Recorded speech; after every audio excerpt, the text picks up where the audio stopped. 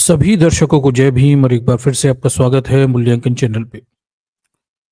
दर्शकों, ये आप देख रहे हैं मूल्यांकन चैनल और यहाँ हम अपने इस चैनल पे लगातार बहुजन समाज से संबंधित मुद्दों को उठाते रहते हैं और जो भी देश में समस्याएं, मुद्दे, घटनाएं होती हैं उन्हें बहुजन दृष्टिकोणों से समझने की कोशिश करते हैं। और ऐसे मुद्दे, ऐसे विषय जिन्हें सामान्यतः चर्चाओं में नहीं लिया जाता, वो हम मूल्यांकन पर रेस करते हैं और आपके सामने लाने की उन्हें कोशिश करते हैं।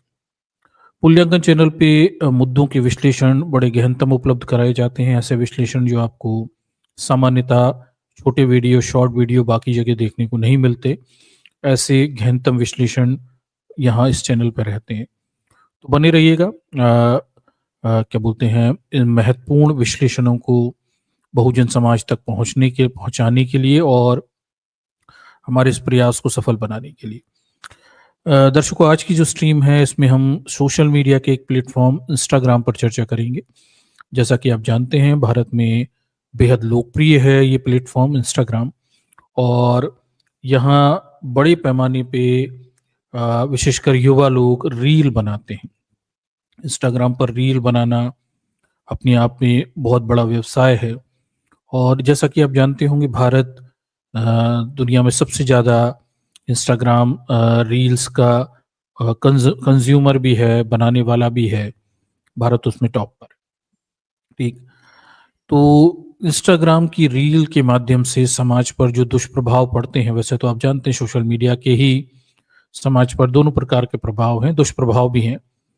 वो तो हैं ही हैं। इसके साथ साथ ये जो इंस्टाग्राम रील्स होती हैं, ये बड़े अप्रत्यक्ष तरीके से समाज में जो जातिवादी मानसिकता है उसे मजबूत करती हैं और जातिवादी दृष्टिकोणों को बढ़ावा देने का भी काम करती हैं। इसलिए सोशल मीडिया के इस प्लेटफॉर्म इंस्टाग्राम और उनकी रील को हमने मूल्यांकन पर लिया है। जैसा कि आप जानते हैं, हम लगातार जातिवाद से संबंधित मुद्दों को चर्चाओं में लाते रहते हैं। ठीक।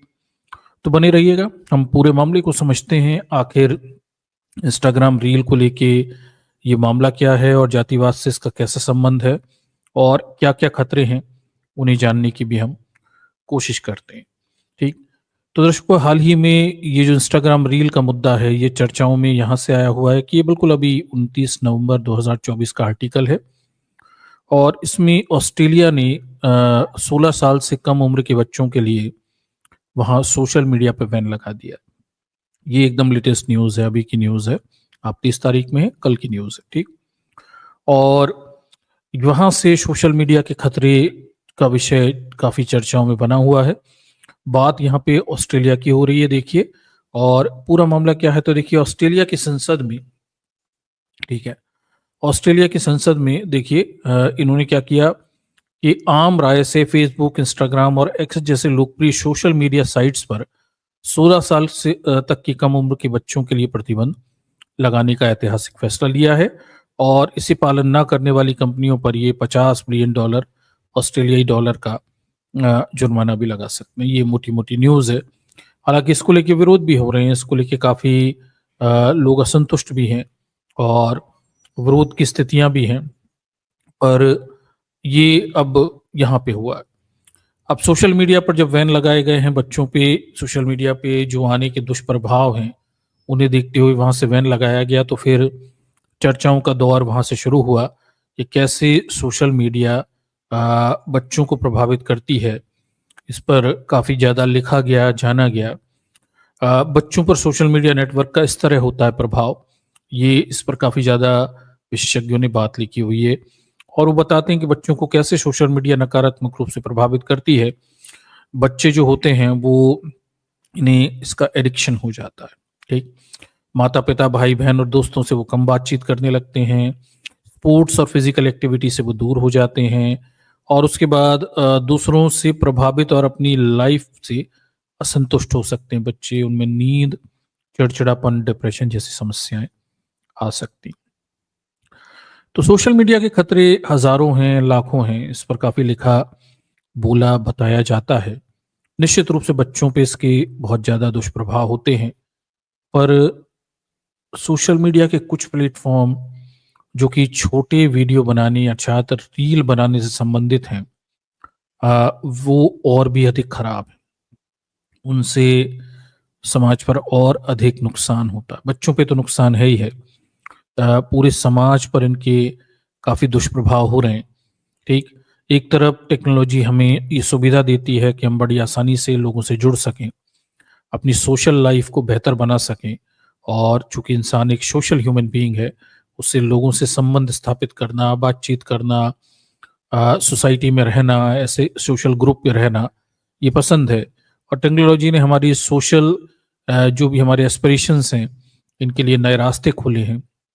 तो साथ ही सोशल मीडिया के अनजान प्लेटफॉर्म कई सारे खतरे भी पैदा करते हैं।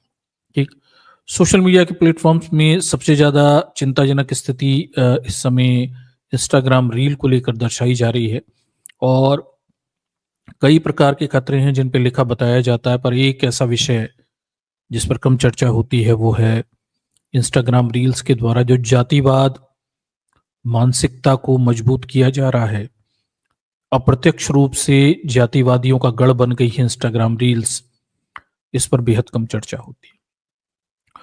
बहुत ही कम लिखा गया, बहुत ही कम जानकारियां उपलब्ध हैं। बड़ी बमुश्किल इस मुद्दे पर सर्च करने पर कि शायद किसी ने इस पे शोध किया होगा, बहुत कम आर्टिकल्स मुझे मिले हुए हैं। और 2021 में जो दलित साहित्य क्या बोलते हैं मनाए गए थे, समय मनाया गया था, वहां से कुछ दलित चिंतकों ने इस मुद्दे पर चिंता दर्शाई थी कि सोशल मीडिया के प्लेटफॉर्म, विशेषकर इंस्टाग्राम रील्स, बड़े पैमाने पर जातिवादी मानसिकता को मजबूत कर रही हैं। अन्यथा बाकी जगह आपको सोशल मीडिया के खतरे, इंस्टाग्राम के खतरे, इन सब पे लिखा मिलेगा, और वो जातिवाद फैला रहे हैं, उन चीज़ों पे चर्चाएं नहीं होती हैं। तो इन्हीं चीज़ों को आज हम आपके सामने चर्चाओं में लेकर आएंगे, और इस खतरे को आपके सामने रखेंगे कि बाकी खतरों के साथ इंस्टाग्राम, जो कि एक शॉर्ट रील प्लेटफॉर्म है, कितना नुकसान पहुंचाता है। ठीक, तो दर्शकों, इंस्टाग्राम का प्रसार, जैसा कि आप जानते हैं, इंस्टाग्राम काफ़ी लंबे समय से भारत में है, और आज की स्थिति में भारत सबसे बड़ा इंस्टाग्राम का कंज्यूमर देश में से भी है। कहने के लिए भारत एक गरीब देश है, पर सोशल मीडिया प्लेटफॉर्म्स पे भारतीयों की उपस्थिति बड़ी सारी है और बड़ी निर्णायक भी है। ठीक, इसी में से एक प्लेटफॉर्म इंस्टाग्राम है। शॉर्ट रील्स बनाई जाती हैं, छोटी छोटी रील बनाई जाती हैं, और ये प्लेटफॉर्म काफ़ी लोकप्रिय है, विशेषकर महिलाओं में बहुत अधिक लोकप्रिय है। वुमेन इन्फ्लुएंसर सोशल मीडिया पे वैसे ही ज़्यादा हैं, और इंस्टाग्राम पे बहुत ज़्यादा है। ठीक, ऐसा डेटा बताता, मैं नहीं कहता, डेटा हमारे सामने बता रहा है। तो ये सोशल मीडिया का जो प्लेटफॉर्म इंस्टाग्राम है, इस पर छोटी छोटी रील्स बनाई जाती हैं, और इन रील्स के समाज पर क्या प्रभाव होते हैं, इस पर काफ़ी शोध उपलब्ध हैं, काफ़ी जानकारियाँ उपलब्ध हैं, पर उन सभी जानकारी और शोधों में ये जो रील्स हैं किस प्रकार से जातिवादी मानसिकता को प्रसारित कर रही हैं, इनके बारे में कम ही जानकारी उपलब्ध है। ठीक, तो हम इस सोशल मीडिया के प्लेटफॉर्म को आज एक्सप्लोर करेंगे, इसमें क्या जानकारियां हैं, किस तरह से ये काम करता है, किस तरह से लोगों को इन्फ्लुएंस करता है, और कैसे ये सवर्णों के अड्डे बन गए हैं। इसमें बहुजनों के लिए ज़्यादा जगह नहीं है। बहुजन चिंतक, विचारक, बहुजन समाज से लोग, उनकी जगह साफ सुथरे सवर्ण मानसिकता को दर्शाते हुए, महंगे और समृद्ध लोगों का प्रदर्शन करते हुए रील्स आपको ज़्यादा दिखाई यहाँ पे देंगी। ठीक, तो इसी प्लेटफॉर्म को आज हम चर्चाओं में लेंगे, इंस्टाग्राम को, और इसके रील्स के बारे में थोड़ी सी हम जानकारियाँ लेंगे। ठीक, तो सबसे पहले इंस्टाग्राम रील्स के प्रभाव क्षेत्र के बारे में थोड़ा बता दूं। जब आप किसी भी प्लेटफॉर्म की क्या बोलते हैं बारे में चर्चा करते हैं, तो आपको ये जान लेना चाहिए कि उसका इम्पैक्ट कितना है। आप शायद इस बारे में जानकारियाँ रखते होंगे या ना रखते होंगे कि सोशल मीडिया का वैसे तो भारतीयों के जीवन में अब बहुत ज़्यादा इम्पैक्ट है। ठीक, साथ में इंस्टाग्राम का विशेषकर बहुत ज़्यादा जो भारत के लोग स्मार्टफोन यूज़ करते हैं, बहुत ज़्यादा इसे कंज्यूम करते हैं, और ये मैं नहीं कहता, ये डेटा हमारे सामने इस तरह की जानकारी रखता है। तो देखते हैं सोशल मीडिया का शॉर्ट प्लेटफॉर्म, इसकी कितनी मारक क्षमता है, कितना प्रभाव क्षेत्र है, ताकि आप समझें कि किस बड़े पैमाने पे लोगों के अंदर जातिवादी मानसिकताओं को मजबूत कर सकता है। पहले छोटा सा डेटा है, इसे देख लीजिए। ठीक, तो दैनिक भास्कर पे इसका छोटे से कुछ जानकारियां उपलब्ध हैं। वो बताता है कि इंस्टाग्राम ये सबसे ज्यादा कम उम्र की लड़कियों को प्रभावित करता है। इंस्टाग्राम वे सुंदर दिखने के चक्कर में अक्सर बीमार हो जाती हैं। शॉर्ट रील्स का प्लेटफॉर्म बच्चों को अधिक प्रभावित करता है। बच्चे बहुत शॉर्ट रील्स देखते हैं और विशेषकर लड़कियां सोशल मीडिया की इस नकली लाइफ यानी आर्टिफिशियल लाइफ, इंस्टाग्राम की झूठी दुनिया को ही सच्ची दुनिया मानती हैं। कहते हैं बच्चियों पे सुंदर दिखने का दबाव और चाह बीमारी की तरह हावी कर देता है ये इंस्टाग्राम। ठीक, और बताया जाता है कि देखिए भारत में इंस्टा रील का है सबसे बड़ा मार्केट, दुनिया में सबसे बड़ा मार्केट इंस्टा रील का भारत है।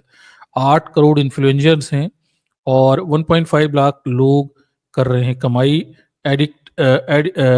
देखिए एडिक्ट बच्चों का 5 सेकंड में भी ध्यान भंग हो जाता है। ये सब जानकारियां यहाँ पे दी गई हैं और ये बताया गया कि रील में खोई हुई रियल लाइफ वास्तविक दुनिया सोशल मीडिया की रील्स में खोती जा रही है। असलियत में भारत के पिछड़े और दकियानूसी और धर्मांध अज्ञानी समाज पे तकनीक के इस एक्सपोजर के बेहद खतरनाक प्रभाव होने ही थे और हो भी रहे।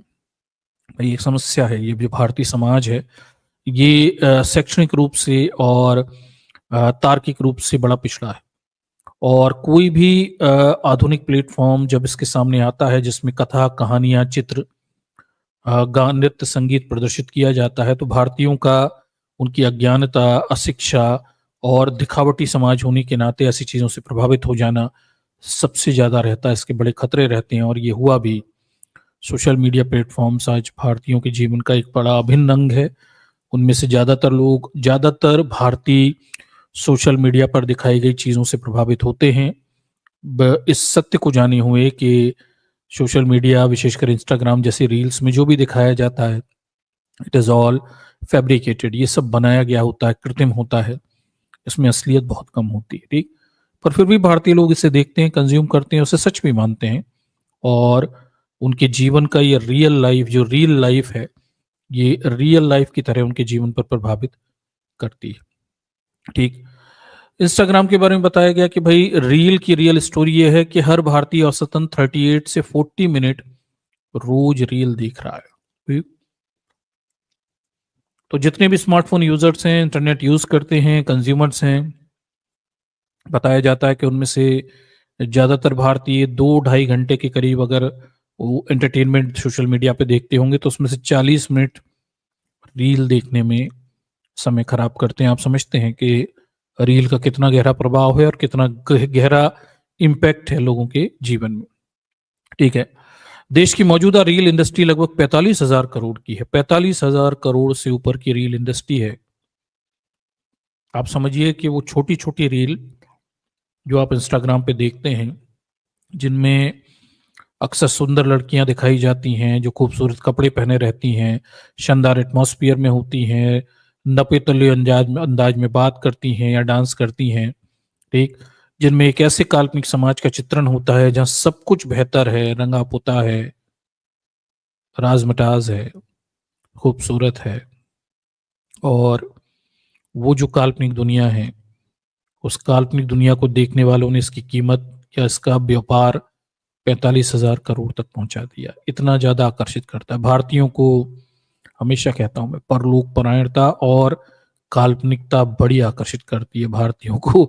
अपने इतिहास में महान होने की इच्छा बड़ी तीव्र है तो दूसरी काल्पनिक लोक में, स्वप्न लोक में जीना भी उन्हें बहुत पसंद है और इसलिए इंस्टा रील जैसी रीलें भारत में भारतीयों को बहुत अधिक प्रभावित करती हैं और गरीब भारत में इसका व्यापार 45,000 करोड़ का है। ये 2021 के आंकड़े हैं, अगर आप आंकड़े 24 में देखेंगे तो और ज्यादा हो जाएंगे। ठीक, 2030 तक इसके 1 लाख करोड़ होने की उम्मीद है। आप अंदाजा लगाइए 1 लाख करोड़ का व्यापार होने वाला इंस्टा रील का। गरीब भारत के लोग इतनी इंस्टा रील देखते हैं कि यहाँ 1 लाख करोड़ से ज्यादा का ये व्यापार हो सकता है। 2019 से 23 के बीच रील इंडस्ट्री 32% की रफ्तार से बढ़ रही है। 32% का व्यापार बढ़ रहा है इंस्टा रील इंडस्ट्री का। आप अंदाज लगाइए ये कितना बड़ा व्यवसाय है और चोखा धंधा है। पर परेशानी है कि ये सवर्णों के हाथों में या बहुजनों के लिए कोई जगह नहीं। बहुजन अपने मोबाइल पे ये खूबसूरत दुनिया की इंस्टा रील तो देख सकता है, पर बहुजन इस खूबसूरत दुनिया का हिस्सा नहीं हो सकता, क्योंकि जो भी दिखाया जाता है, जो भी बनाया जाता है, जो भी इसमें चल रहा है, वो सब सवर्णों की मानसिकता, उनकी सुविधा, उनकी जीवन शैली, उनकी नज़ाकत, उनकी पसंद, उनकी चाहत, उसी के हिसाब से डिज़ाइन। ठीक, किसी बहुजन के लिए यहाँ पे कोई अधिक जगह नहीं। इंस्टा रील में किसी निम्न जाति के व्यक्ति की जीवन से संबंधित कुछ भी नहीं है। जो भी चमक धमक है वो सब सवर्ण, ऊंची जात, ताकतवर, पैसे वाले लोगों के हिसाब से इसे डिजाइन किया गया है। ठीक, तो ये फल फूल रहा है, व्यापार जबरदस्त तरीके से फल फूल रहा है। और रील के 70% दर्शक टायर 1 शहर से हैं और टीयर 2 शहर से। तो आप समझ सकते हैं कि टीयर 1 टीयर 2 के शहर जो हैं वो रील कंज्यूम करने वाले 70% यूजर्स यहीं से आते हैं। यही लोग काल्पनिक लोक में विचरण कर रहे हैं। अभी भी ग्रामीण क्षेत्रों में इतना प्रसार नहीं है। ज़्यादातर दर्शक टीयर 1 टीयर 2 शहर के हैं। और प्रोडक्ट मार्केटिंग से इन्फ्लुएंसर्स की कमाई 17,000 करोड़ रुपए तक इसमें बताई जा रही है। ठीक है, भारत इंस्टा रील का सबसे बड़ा मार्केट हमें आंकड़े ये भी बता रहे हैं कि भाई 2.3 करोड़, अमेरिका से बहुत ज़्यादा। दुनिया में सबसे बड़ा मार्केट इंस्टा रील का भारत में। ठीक, उसके बाद अमेरिका है, फिर ब्राज़ील, इंडोनेशिया, ये लोग बहुत पीछे हैं। रूस, Turkey, they are far behind. Bharat बहुत आगे है, 2.3 करोड़। ठीक, इंस्टा रील के मामले में सोच के देखिए। ठीक, भारतीयों को इतना ज़्यादा पसंद है ये काल्पनिक दुनिया। उसके बाद देखिए 18 से 34 साल के लोग सबसे ज़्यादा देखते हैं इंस्टा रील। डेटा ये बता रहा है कि जो इंस्टा रील्स होती हैं इनके प्रति आकर्षण युवाओं का 18 से 34 साल के लोगों का बहुत अधिक है, बड़ी तादाद में देखते हैं। हालांकि भारत में सभी आयु वर्ग के लोग इंस्टा रील देख रहे हैं। 65 प्लस भी हैं 2.1%, 55-65 के बीच में भी हैं, 45 से 54 के बीच में भी हैं। ऐसा कोई वर्ग नहीं है जो इंस्टा रील नहीं देखता हो। पर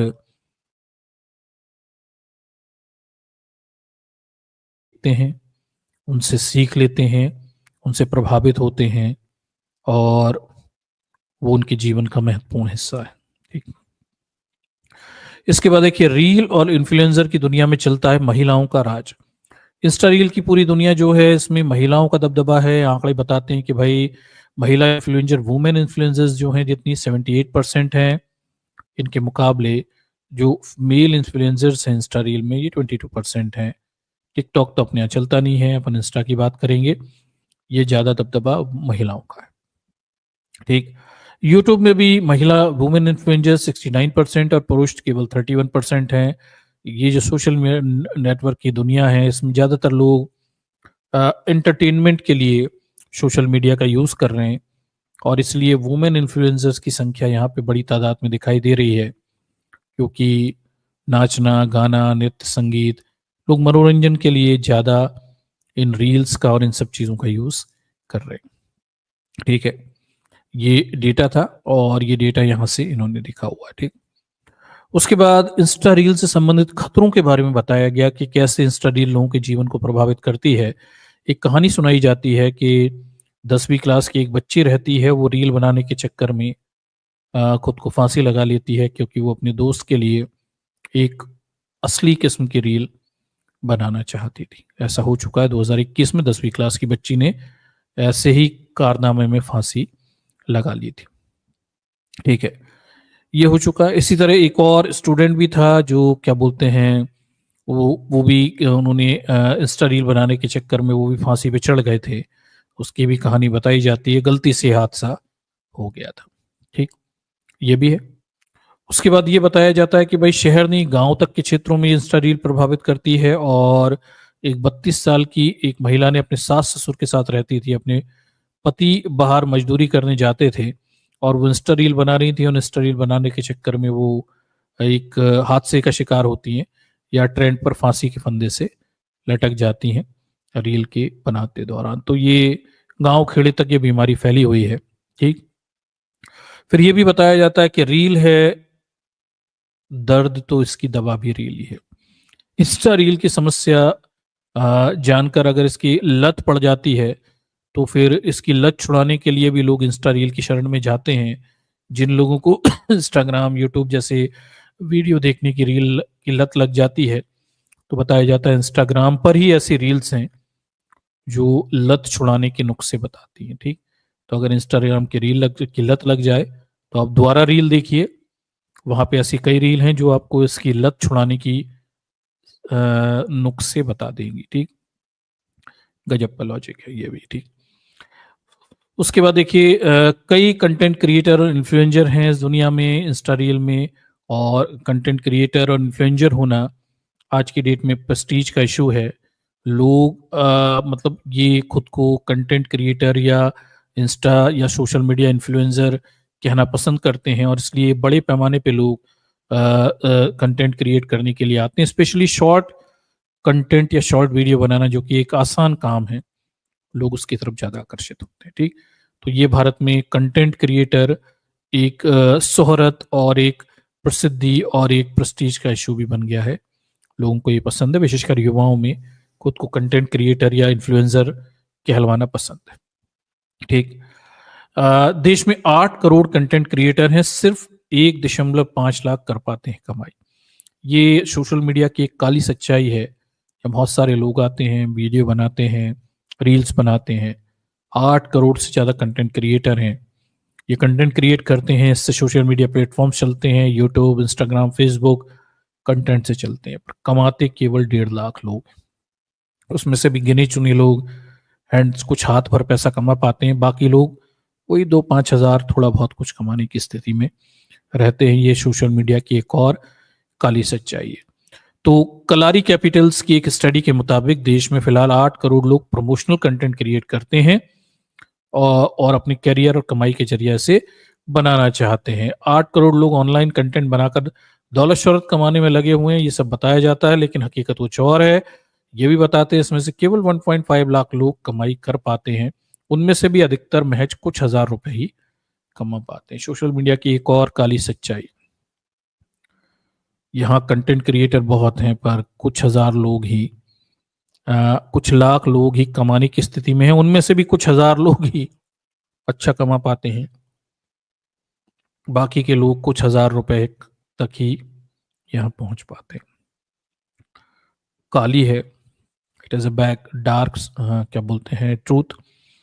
और इसके पीछे का एक सबसे बड़ा रीजन ये भी है कि इंस्टा जैसे प्लेटफॉर्म पे शॉर्ट रील बनाना, को ट्रिक्स वगैरह करना, ये तो ठीक है, लेकिन अगर आप सीरियस कंटेंट क्रिएटर बनना चाहते हैं तो उसके लिए कंटेंट होना चाहिए और कंटेंट के लिए आपके पास नॉलेज होनी चाहिए और नॉलेज के लिए आपको किसी फील्ड में एक्सपर्टाई देनी पड़ेगी, समय गुजारना पड़ेगा, तब आपके पास उस क्षेत्र की विशेषज्ञता होगी, तब कंटेंट होगा।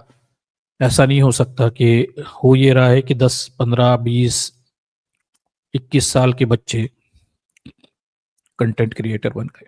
ठीक। यूट्यूब पर ऐसे बच्चे हैं जो अभी पिछले साल 19 साल के थे, इस साल 20 साल के हुए हैं और वो अब दूसरों को एक्सपोज करने के वीडियो बना रहे हैं। क्या किया जा सकता है? ठीक। मतलब खुद ने पढ़ा नहीं है, दूसरों को एक्सपोज कर रहे हैं। तो कंटेंट क्रिएटरों के हाल खराब इसलिए हैं क्योंकि वो इस बेसिक चीज को नहीं समझ रहे कि सफलता उनके पास है जो नॉलेज रखते हैं। नॉलेज के लिए आपको एक समय गुजारना पड़ता है और बगैर सही नॉलेज और बगैर समय के आप सीरियस कंटेंट क्रिएट नहीं कर सकते। अदर देन दिस आप कोई किसी प्रोफेशनल तरीके से इस काम को करते हो, ठीक, बड़े पैमाने पे एक्सपर्ट्स की सलाह लेते हो, आपके पास टीम हो एक्सपर्ट्स की, तो एक अलग बात है। और ये काली सच्चाई है, यूट्यूब पर, सोशल मीडिया पर लोग कंटेंट क्रिएटर बनना चाहते हैं, विशेषकर कम उम्र के बच्चे इसमें आना चाहते हैं। और ये भी काली सच्चाई है कि कंटेंट जो है वो होना भी तो चाहिए। आप चोरी चकारी कर कर कब तक टिके रहेंगे, दूसरों की कॉपी कर कर कब तक टिके रहेंगे। और ओरिजिनल के लिए पढ़ाई करनी पड़ती है, नॉलेज होना चाहिए, किसी सब्जेक्ट विशेष की स्किल होनी चाहिए। सोशल मीडिया पे कंटेंट वही चलता है जो किसी किस्म की ओरिजिनलिटी लेकर आया हो, ठीक। कॉपी नहीं चल पाएगी क्योंकि बहुत सारे लोग हैं, तो सबके हिस्से में प्रसिद्धि नहीं आती, सबके हिस्से में पैसा नहीं आता। It is a tough job, और लगातार नया नया कंटेंट क्रिएट करने का दबाव हमेशा रहता है। हो सकता है एक दो वीडियो वायरल हो जाएं, but after then what you will do, क्योंकि लगातार बेहतर मटेरियल के लिए नॉलेज की ज़रूरत होती है, और उसके लिए काफ़ी मैं कहता हूँ किसी विषय में, किसी क्षेत्र में आपको विशेषज्ञ होना पड़ेगा, ठीक। तो ये एक बड़ी परेशानी है। तो सबके हिस्से में प्रसिद्धि और शोहरत नहीं है, विशेषकर इंस्टा रील के साथ भी ऐसा ही है, ठीक। 8 करोड़ कंटेंट क्रिएटर में से 1% से कम ही ऐसे हैं जिनके फॉलोअर 10 लाख से ज़्यादा हैं। ये भी ध्यान रखिए, सिर्फ 1% फॉलोअर लोग हैं जिनके 10 लाख से ज़्यादा फॉलोअर्स हैं। कंटेंट क्रिएटर 8% है, ठीक। ये भी सच्चाई है। हर दिन 2.5 घंटे फोन पर एंटरटेनमेंट, पौने घंटे सिर्फ रील। रेड सिर स्ट्रेटजी की एक रिपोर्ट के मुताबिक देश में हर स्मार्टफोन यूजर औसतन 2.5 घंटे एंटरटेनमेंट के लिए मोबाइल स्क्रीन स्क्रॉल करता है। इस दौरान 40 मिनट का समय सिर्फ रील देखने में जाता है। तो लगभग 2.5 घंटे लोग एंटरटेनमेंट के लिए समय खराब कर रहे हैं भारत में, स्मार्टफोन यूजर्स, और बताते हैं 40 घंटे वो रील देखते हैं। तो रील की मारक क्षमता, उसका इम्पैक्ट कितना अधिक है आप समझ सकते हैं। टोटल सोशल मीडिया में रील ज़्यादा पसंद की जाती हैं, विशेषकर इंस्टा रील टिकटॉक के बाद वो सबसे ज़्यादा है। फिर जेन जी जो है 1995 के बाद पैदा हुए जो लोग हैं, वो जन्म लेने वाली पीढ़ी शॉर्ट वीडियो वायरल देखने का औसत 1 घंटे से भी ज़्यादा है। जेन जी के लोग, आप में से ज़्यादातर लोग होंगे, वो शॉर्ट वीडियो ज़्यादा देखते हैं, रील ज़्यादा देखते हैं, और वो 1 घंटे से ज़्यादा समय रोज उस वीडियो देखने में ऑन एन एवरेज खर्च कर रहे हैं, शॉर्ट रील्स देखने में खर्च कर रहे हैं, ठीक। जो रील की लत पड़ गई है, जिन्हें वो 5-6 घंटे तक रील देखते हैं, ये तो बड़ा गजब का है। लोग 5-5, 6-6 घंटे रील देखते हैं, ठीक। आदत पड़ गई है, और आदत पड़ जाती है, ये सच्चाई है। जो रील देखने का जो चस्का है वो है ही ऐसा कि वो आदत डाल देता है। इसके काफ़ी दुष्परिणाम भी होते हैं, ठीक। ये भी है। इंस्टाग्राम की पेरेंट कंपनी मेटा के मुताबिक ऐप पर आने वाले लोग अपना 20% समय शॉर्ट वीडियो यानी रील देखने में बिताते हैं। तो आप समझिए रील देखना कितना ज़्यादा बड़ा कंजम्पशन है टोटल सोशल मीडिया पर, कि लोग बड़े वीडियो नहीं देखते, शॉर्ट वीडियो, और शॉर्ट में भी रील देखना लोगों को ज़्यादा पसंद है। ये प्लेटफॉर्म ज़्यादा लोकप्रिय है, ठीक। आगे देखिए, साइकोलॉजिस्ट डॉक्टर सौम्या निगम बताती हैं कि बच्चों के दिमाग पर रील का असर खतरनाक होता है। उनके मुताबिक रील देखने से बच्चों का अटेंशन स्पैन तेजी से कम हो जाता है, जिसकी वजह से भुलक्कड़ हो जाते हैं और उन्हें सीखने की रफ्तार भी धीमी हो जाती है। दर्शकों, शॉर्ट जो रील प्लेटफॉर्म है, इसका सबसे खतरनाक पक्ष ये बताया जाता है कि जो लोग रील ज़्यादा देखते हैं उनका जो अटेंशन स्पैन होता है वो कम हो जाता है, ठीक। और ये याददाश्त के लिए बड़ा खतरनाक है, विशेषकर बच्चों के संदर्भ में है, तो सभी के लिए, बच्चों के लिए, ठीक। अटेंशन स्पैन वह समय है जितनी देर कोई शख्स बिना भटकाव के किसी काम में ध्यान लगा पाता है। समान स्थिति में अटेंशन स्पैन 12 से 15 सेकंड होता है, लेकिन हर दिन 4 से 5 घंटे शॉर्ट वीडियो देखने के बाद अटेंशन स्पैन 5 सेकंड ही रह जाता है, ठीक। तो औसत एक आदमी का औसत अटेंशन स्पैन जो होता है वो 12 से 15 सेकंड तक होता है, वो किसी चीज़ को अटेंशन देते हैं। पर शॉर्ट वीडियो देखने वाले लोग बहुत जल्दी स्क्रॉल करते हैं। 4 से 5 घंटे तक वीडियो देखने वाले लोग 5-5 सेकंड तुरंत तुरंत स्पेंड करते हैं। असलियत में वो कुछ देख समझ ही नहीं रहे होते हैं, वो बस उन्हें लत लग जाती है स्क्रॉल करने की, ठीक। और ये जो अटेंशन स्पैन है, इसका जाना बच्चों के लिए तो नुकसानदायक है, पर बड़ों के लिए भी बड़ी समस्या है, क्योंकि लोग अपनी फोकस करने की क्षमताएं इससे खो बैठते हैं, ठीक। रिसर्च के मुताबिक 2000 के आसपास बच्चों का औसत अटेंशन स्पैन 12 सेकंड था, जो घटकर अब 8 सेकंड हो गया है। लेकिन ज्यादातर रील देखने वाले बच्चों का अटेंशन स्पैन 8 सेकंड से भी कम है। लगातार हमारे देश में बच्चों के अटेंशन स्पैन कम हो रहे हैं।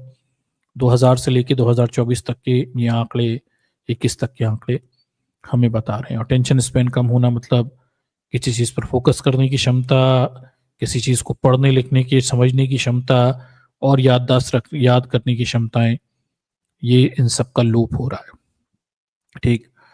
आगे देखिए कि इस तरह से इस बात को समझा जा सकता है कि गणित के किसी सवाल को हल करते हुए एक नॉर्मल बच्चे का दिमाग 12 सेकंड तक कुछ और नहीं सोचेगा, जबकि रील देखने वाले बच्चे का दिमाग 5 सेकंड के बाद एक नया ख्याल आएगा और उसका ध्यान सवाल से दूर हो जाएगा।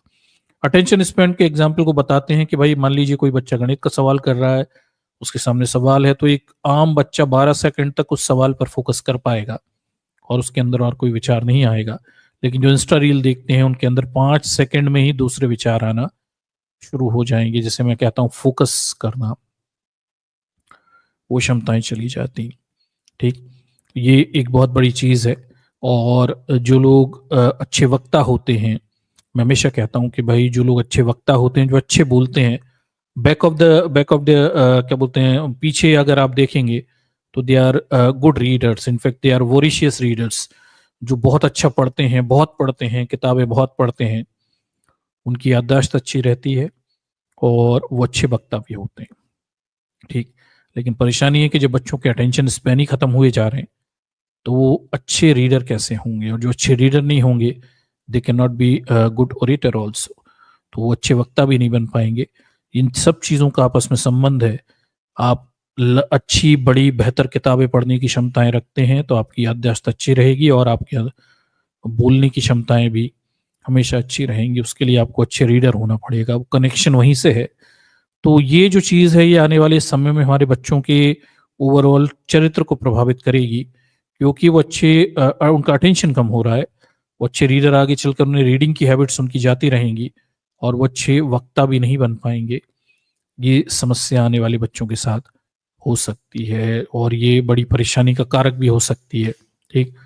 ये रहेगा, क्योंकि आप किसी चीज़ को पढ़कर बोलें वो एक अलग मुद्दा है, पर जो नेचुरल फ्री स्टेट में बोलने वाले वक्ता होते हैं, ठीक, उसके लिए आपको स्वाभाविक रूप से अध्ययन करता होना चाहिए। ठीक।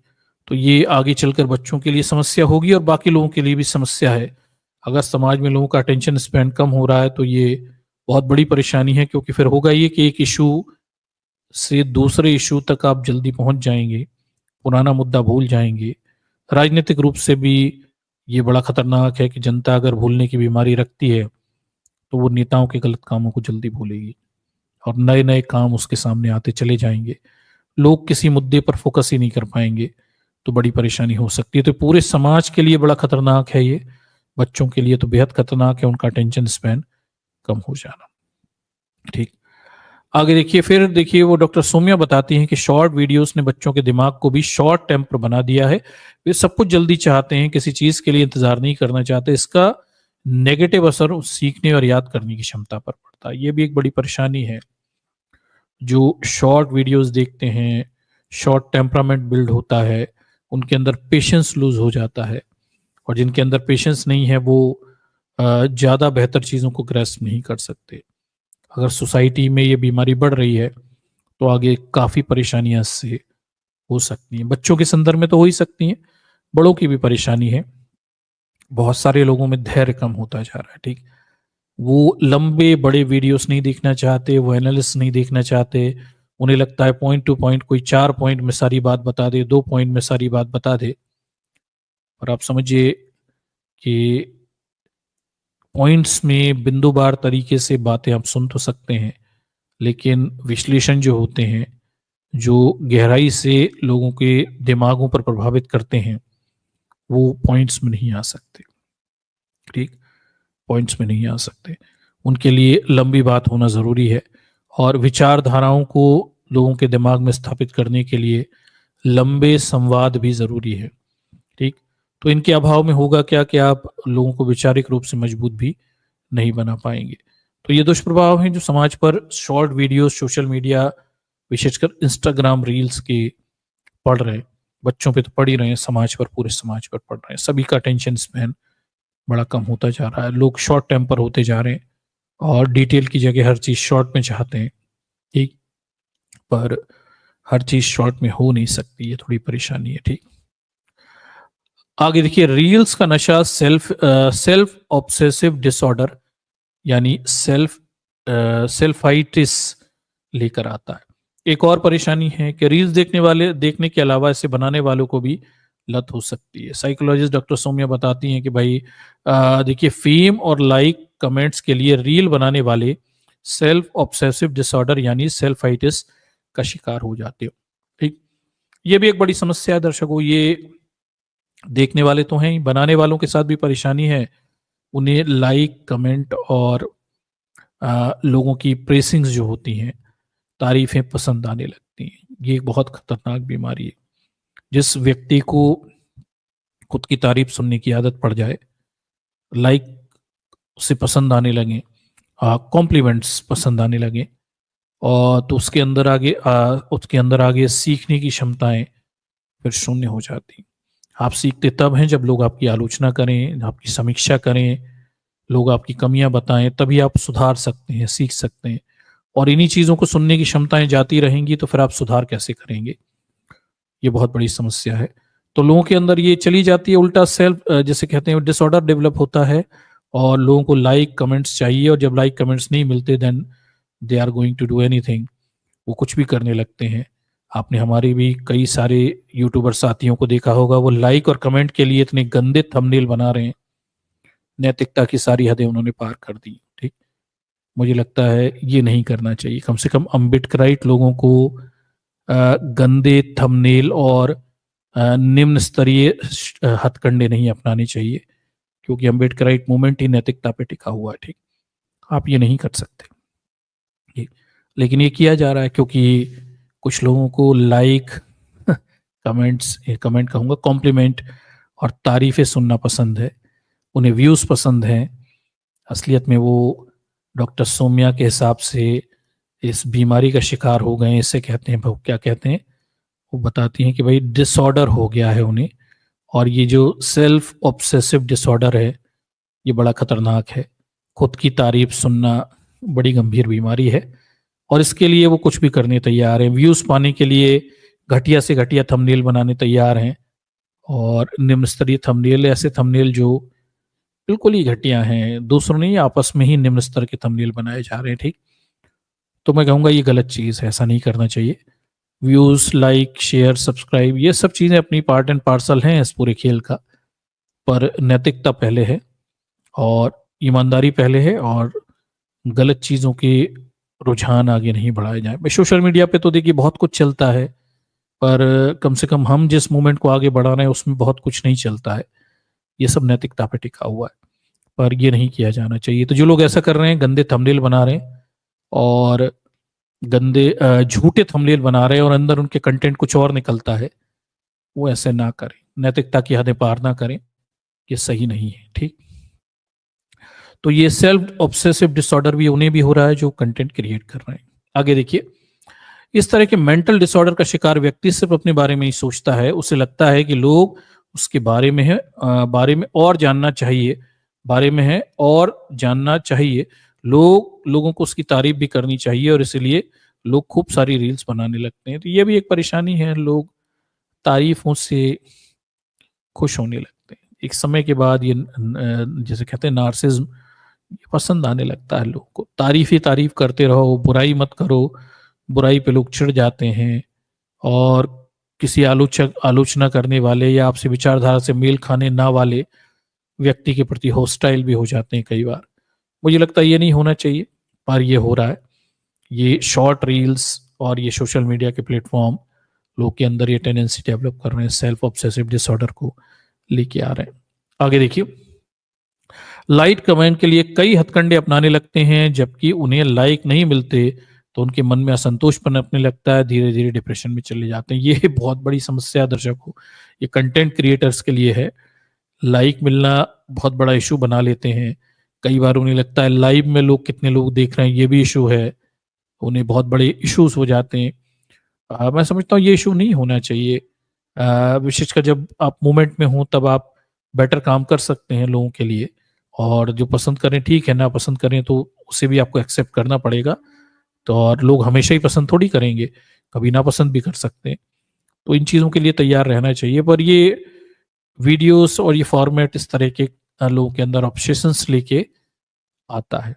ठीक, हमेशा हमारी बात से सब लोग सहमत नहीं होंगे। क्यों? क्योंकि लोग रैशनल हैं, they have their own will, they have their own thinking mind, और वो अपने तरीके से चीज़ों को सोचते हैं।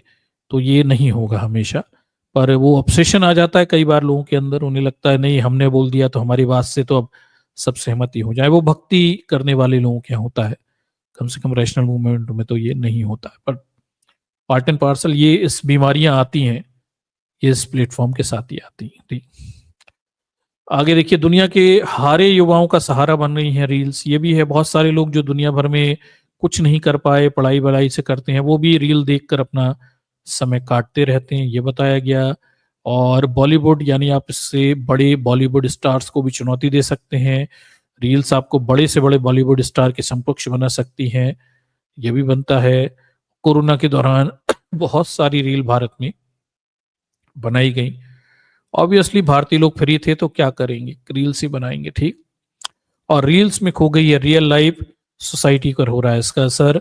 डॉक्टर रुचिका चौधरी बताती हैं कि मौजूदा वक्त में रियल लाइफ रील में खोती जा रही है। पहले भी किताब, सिनेमा, गाने जैसे माध्यम सोसाइटी पर अपना असर छोड़ रहे थे, लेकिन इनमें से किसी भी का भी पहुंच रील जितनी सहज और आसान सस्ती नहीं रही थी, ना ही इनमें से कभी आम आदमी को अपना टैलेंट दिखाने का मौका मिला था। ये भी हो गया है। देखिए, रील्स ने लोगों के हाथ में मोबाइल दिया है, लोग अपना कंटेंट क्रिएट कर सकते हैं, इन्फ्लुएंसर बन सकते हैं। हर वो व्यक्ति जो इच्छाएं रखता है वो अपना कंटेंट क्रिएट कर सकता है, और रील्स ही रियल लाइफ में अब बदलती जा रही है।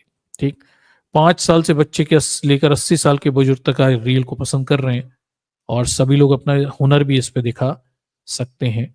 और कुल मिलाकर रील अब हमारी लाइफ की रियल हिस्सा बन गई है, और किसी मजेदार रील को देखकर मूड अच्छा हो जाता है, तो फिर रील्स में ही लोग अपना दुख, दर्द और खुशी भी दिखाई देने लगती है, जिस सबसे देखने वालों का दिल हल्का भी हो जाता है। रील्स हमारे जीवन का इतना महत्वपूर्ण हिस्सा है,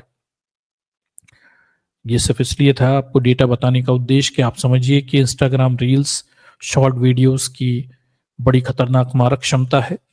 वो समाज में गहराई तक प्रभावित हैं। बड़ी तादाद में लोग, स्मार्टफोन यूजर्स, रील्स को देखते हैं और उनसे प्रभावित होते हैं, उन जैसा बनना चाहते हैं, वैसी चीज़ों को अपने जीवन में अपनाते हैं, मोटिवेट होते हैं।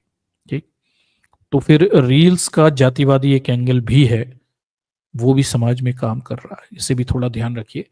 फिर हमें ये पता चलता है, जागरण छापता है कि भाई इंस्टा रील्स में, यूट्यूब शॉर्ट्स के एल्गोरिदम में ऐसा क्या है जो सबको इसकी लत लग जाती है। दर्शकों, इसकी लत बड़ी खतरनाक लगती है। इंस्टा रील और ये सब शॉर्ट रील्स जो हैं, इनकी आदत बहुत खतरनाक लगती है। जैसा आप जानते होंगे, कब पता 1 घंटा बीत गया, 2 घंटा बीत गया, पता ही नहीं चलता।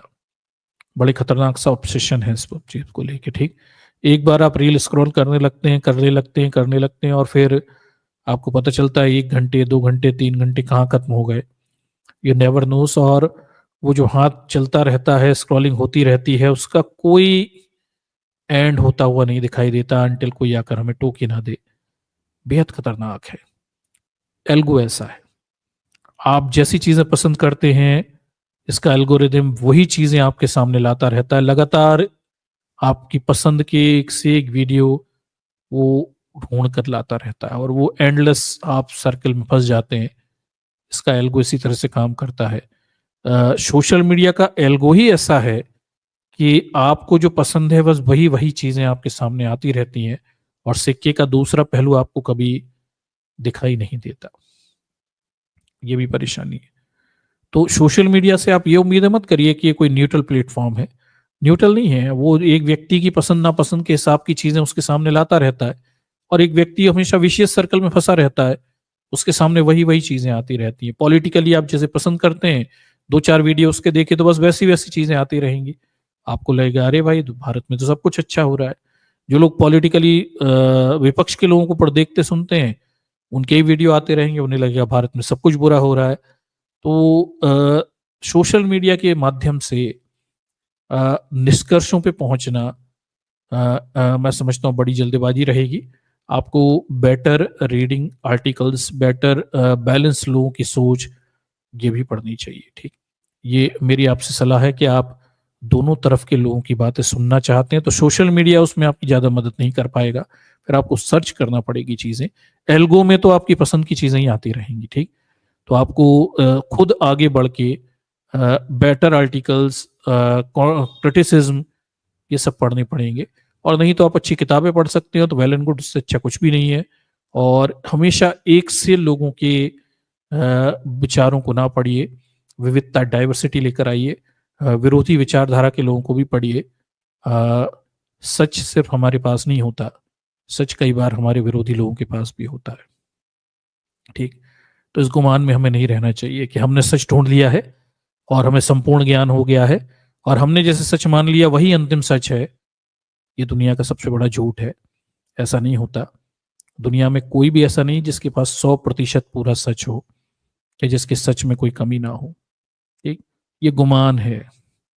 सोशल मीडिया का एल्गो हमें ये गुमान देता है। ठीक, हमें इससे बचना चाहिए। क्रिटिसिज्म पढ़ना चाहिए।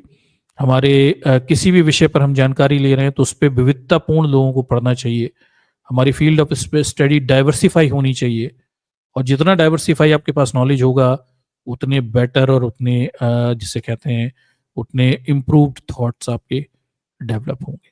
ठीक, तो ये मेरी आपकी सलाह है कि आप सोशल मीडिया के एल्गो पे भरोसा ना करें। अपने अध्ययनों के दायरों को, कैनवास को थोड़ा बढ़ाइए और सभी तरह के लोगों के विचारों को पढ़िए। आपको नए दृष्टिकोण तभी मिलेंगे, व्यक्तित्व के विकास भी तभी होंगे। और कम से कम सोशल मीडिया से इतिहास तो बिल्कुल भी ना पढ़े, क्योंकि social media influencers, YouTubers, they are not historians. वो इतिहासकार थोड़ी हैं। उनसे इतिहास मत पढ़िए कम से कम। और पढ़े भी तो कम से कम विरोधी विचारधारा वाले लोगों के भी वीडियोस और उन्हें सुन लीजिए। हो सकता है वो भी आपके सामने कुछ सत्य रख दें जो आप जिससे परिचित ना हो और आपकी आंखें खुल जाएं। ठीक, तो ये गलत काम बिल्कुल मत करिए। हमेशा डाइवर्सिफाई लोगों को पढ़ते रहिए। हिस्ट्री पढ़ रहे हैं तो हिस्ट्री में आपको अलग अलग तरह के विचारधारा वाले लोगों की किताबें पढ़नी चाहिए। ऐसी कोई एक किताब नहीं है जिसमें आपको संपूर्ण सत्य मिल जाए।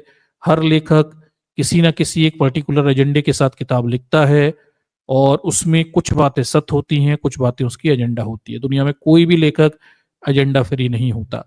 ठीक, इनफैक्ट दुनिया में कोई भी एजेंडा फ्री नहीं होता। हम भी यहाँ बहुजनों के हितों की बात कर रहे हैं। ठीक, तो हमारा भी एजेंडा है।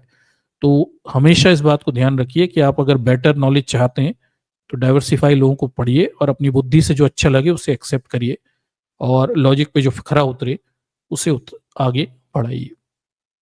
इसका एल्गो बड़ा खतरनाक है सोशल मीडिया का। लोग सर्कल में फंसे हैं, विशेष सर्कल में फंसे रहते हैं और वहां से निकल पाना भी थोड़ा मुश्किल होता है। लत इसीलिए लोगों को पड़ जाती है। ठीक, उसके बाद हम ये देखते हैं कि भाई ये तो सोशल मीडिया के कुछ मैंने इम्पैक्ट आपको बताया कि कितना गहरा इम्पैक्ट है, विशेषकर इंस्टाग्राम रील्स का। बहुत ज्यादा तरीके से इन डेप्थ समाज पे बहुत ज्यादा इसका गहरा प्रभाव, विशेषकर हमारी युवा पीढ़ी पे तो ये जो शॉर्ट रील कल्चर है, इंस्टा रील कल्चर है, ये बहुत ज्यादा इम्पैक्ट डाल रहा है। और यहीं से खेल शुरू होता है। यहीं से खेल शुरू होता है जातिवादियों का। ठीक है दर्शकों, आपने एक चीज गौर की होगी कि हर वो चीज, हर वो क्षेत्र जो किसी जमाने में पिछड़े खराब क्षेत्र माने जाते थे, वहां पैसा आया, समृद्धि आई, वहां सवर्णों ने अपने कब्जे जमा लिए। एक दौर था, एक जमाना था जब नाचना गाना, सवर्ण समाज के लोग इसे फूड़ता कहते थे।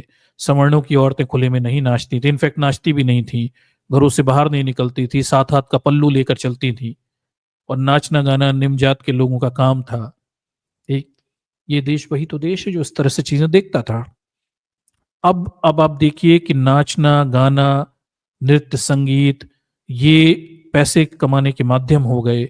सोशल मीडिया पर अगर आप आ जाएं, आप अच्छा गा सकते हैं, अच्छा नाच सकते हैं, यू कैन बी बिलियनर्स, आप करोड़पति अरबपति हो सकते हैं।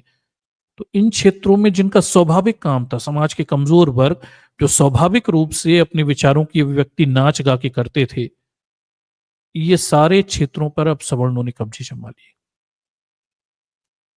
बहुजन कहाँ है? नाचना गाना, नृत्य, संगीत, कलाएं, ललित कलाएं, ये तो बहुजनों की थी ना। सवर्णों ने तो इनसे हमेशा दूरी बनाई। वो तो इन्हें गंदा कहते थे, तुच्छ कहते थे।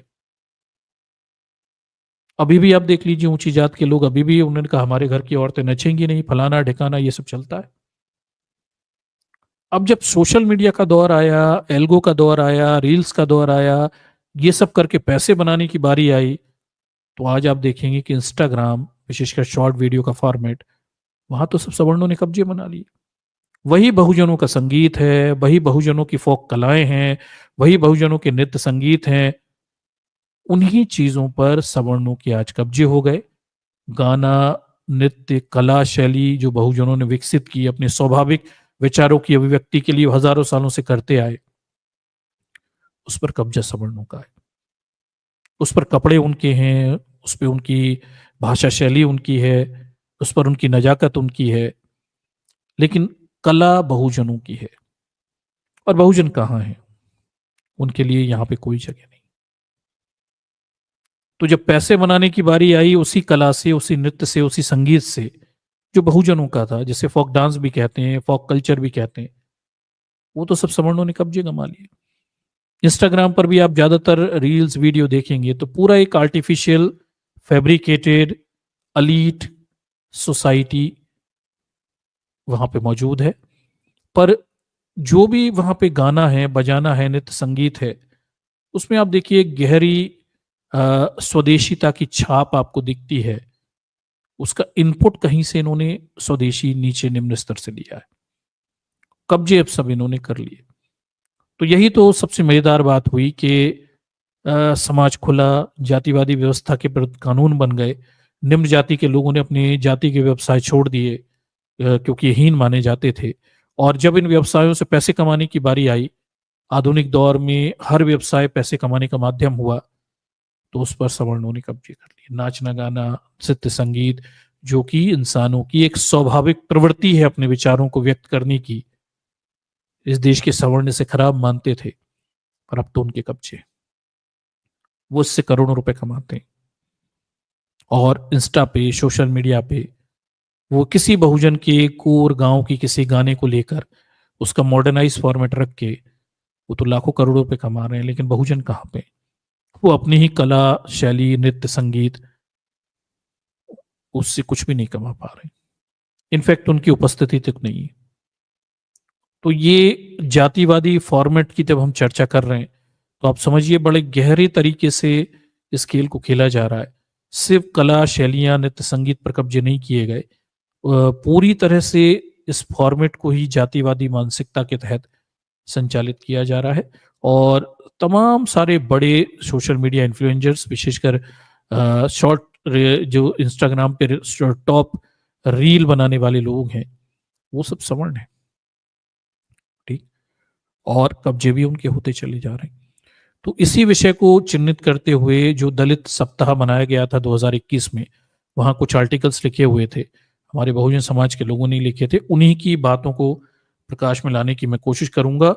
वो किस तरह से चीजों को देख रहे थे, विशेषकर वो जो फिल्म इंडस्ट्री से संबंधित थे, सोशल मीडिया से संबंधित थे, यहीं पे काम करते हैं, वो इस चेंज को किस दृष्टिकोण से देख रहे थे, उन्हीं चीजों को, उनके विचारों को ही मैं आपको रखूंगा और से हम एलोबरेट करते चले जाएंगे। चलिए, द प्रिंट में ये आर्टिकल छपा हुआ था कि भाई इंस्टाग्राम रील्स भारत में आधुनिक जातिवाद का आईना है। और ये वहीं दलित सप्ताह जो है वहां से लिया गया एक लेखक थे जो इस फिल्म इंडस्ट्री में उनके विचारों को व्यक्त करता हुआ आर्टिकल था। और ऐसी तरह की चीजों से हम समझेंगे कि जो इस फील्ड से संबंधित हैं वो क्या सोचते हैं इंस्टाग्राम रील्स के बारे में। तो देखिए, इंस्टाग्राम रील्स में इसमें लिखा हुआ है कि इंस्टाग्राम रील्स में ऐसा ऐसा लगता है कि जैसे आप किसी महंगे रेस्टोरेंट में आए हैं जहां आपके कपड़े, उच्चारण और उच्चारण का मजाक उड़ाया जा रहा है, ठीक। आगे वो लिखते हैं कि भाई कभी कभी मैं इंस्टाग्राम रील्स सेक्शन को खोलने के लिए झुंझलाहट में खुद को थप्पड़ मारने लगता हूं। मैं इसे ना खोलने की पूरी कोशिश करता हूं, लेकिन फिर भी वहां पहुंच जाता हूं। ये इंस्टाग्राम रील के साथ होता भी है। नई रील संस्कृति के प्रति मेरी नाराजगी का मुख्य कारण विशेषाधिकारों का भद्दा प्रदर्शन, तथाकथित उच्च जातियों और सवर्णों की एकल सांस्कृतिक दुनिया है। लेखक हैं, बहुजन समाज से हैं, वो फिल्म इंडस्ट्री से संबंधित हैं। दलित सप्ताह मनाया गया था 2021 में, तब उन्होंने दलित साहित्य लिखा था, तब आर्टिकल ये छपा हुआ था। वो बताते हैं कि भाई इंस्टाग्राम पर पूरी एक रील संस्कृति है लोग इसे देखते हैं, पर वहां पे हो क्या रहा है, वो कह रहे हैं कि भाई वहां पे एक विशेष अधिकारों का भद्दा प्रदर्शन है, तथाकथित उच्च जातियों का, सवर्णों की एकल सांस्कृतिक दुनिया है। सवर्णों ने कब्जे करके बैठे हुए हैं और पूरी तरह से जिसे कहते हैं विशेष अधिकार, वो पूरी रील्स इस तरह से डिजाइन होती हैं कि एक सवर्ण के इंटीग्रेट कर रही हैं, सवर्ण के लिए बनाई गई हैं, सवर्ण के दृष्टिकोणों से, सवर्णों की समस्या से, सवर्णों के जीवन के एटमॉस्फियर को व्यक्त करती हुई रील्स होती हैं। उसमें दलित बहुजनों के जीवन की समस्याएं, चिंताएं, वो कभी नहीं होते। एक बिल्कुल एलीट सोसाइटी, एलीट कल्चर को व्यक्त करती हुई रील्स रहती हैं। और किसी बहुजन का ऐसी रील्स से क्या बोलते हैं नाराज हो जाना बड़ा स्वाभाविक है, उसका ये प्रश्न करना भी स्वाभाविक है कि इन सब में बहुजन, निम्न जाति के लोग, कमजोर, ये नायक क्यों नहीं है, इनके जीवन के दौर से संबंधित चीजें क्यों नहीं बनाई जाती, एक खास जाति वर्ग के दृष्टिकोणों से ही ये सब क्यों चल रहा है। आगे वो लिखते हैं, चाहे वह मूड लाइटिंग में कोई बेसुरी गिटार बजा रहा हो या बैकग्राउंड में कोई ट्रेंडिंग गाना बजाते हुए इस साल गोवा ना जा पाने के अपने संघर्ष को दिखा रहा हो, इन सभी विविध वीडियो में जो बात सामने है वह आती है कि संपूर्ण सवर्ण सौंदर्य। ठीक, तो वो यही बता रहे हैं कि भाई वहां पे जो भी कुछ होता है वो सवर्णों के दृष्टिकोणों से है। या तो कोई बैकग्राउंड में कोई गिटार बजा रहा हो इसलिए क्योंकि वो इस बार छुट्टियों में गोवा नहीं जा पाए, सवर्णों की समस्या है, मतलब सवर्ण इसी पे गुस्सा हो जाते हैं, उनके जीवन में इस बार छुट्टियों में गोवा ना जा पाना उनके जीवन का बहुत बड़ा संघर्ष हो जाता है। बेचारे इस बार गोवा नहीं जा पाए, इसके लिए दुखी होते हैं, गिटार बजाते रहते हैं।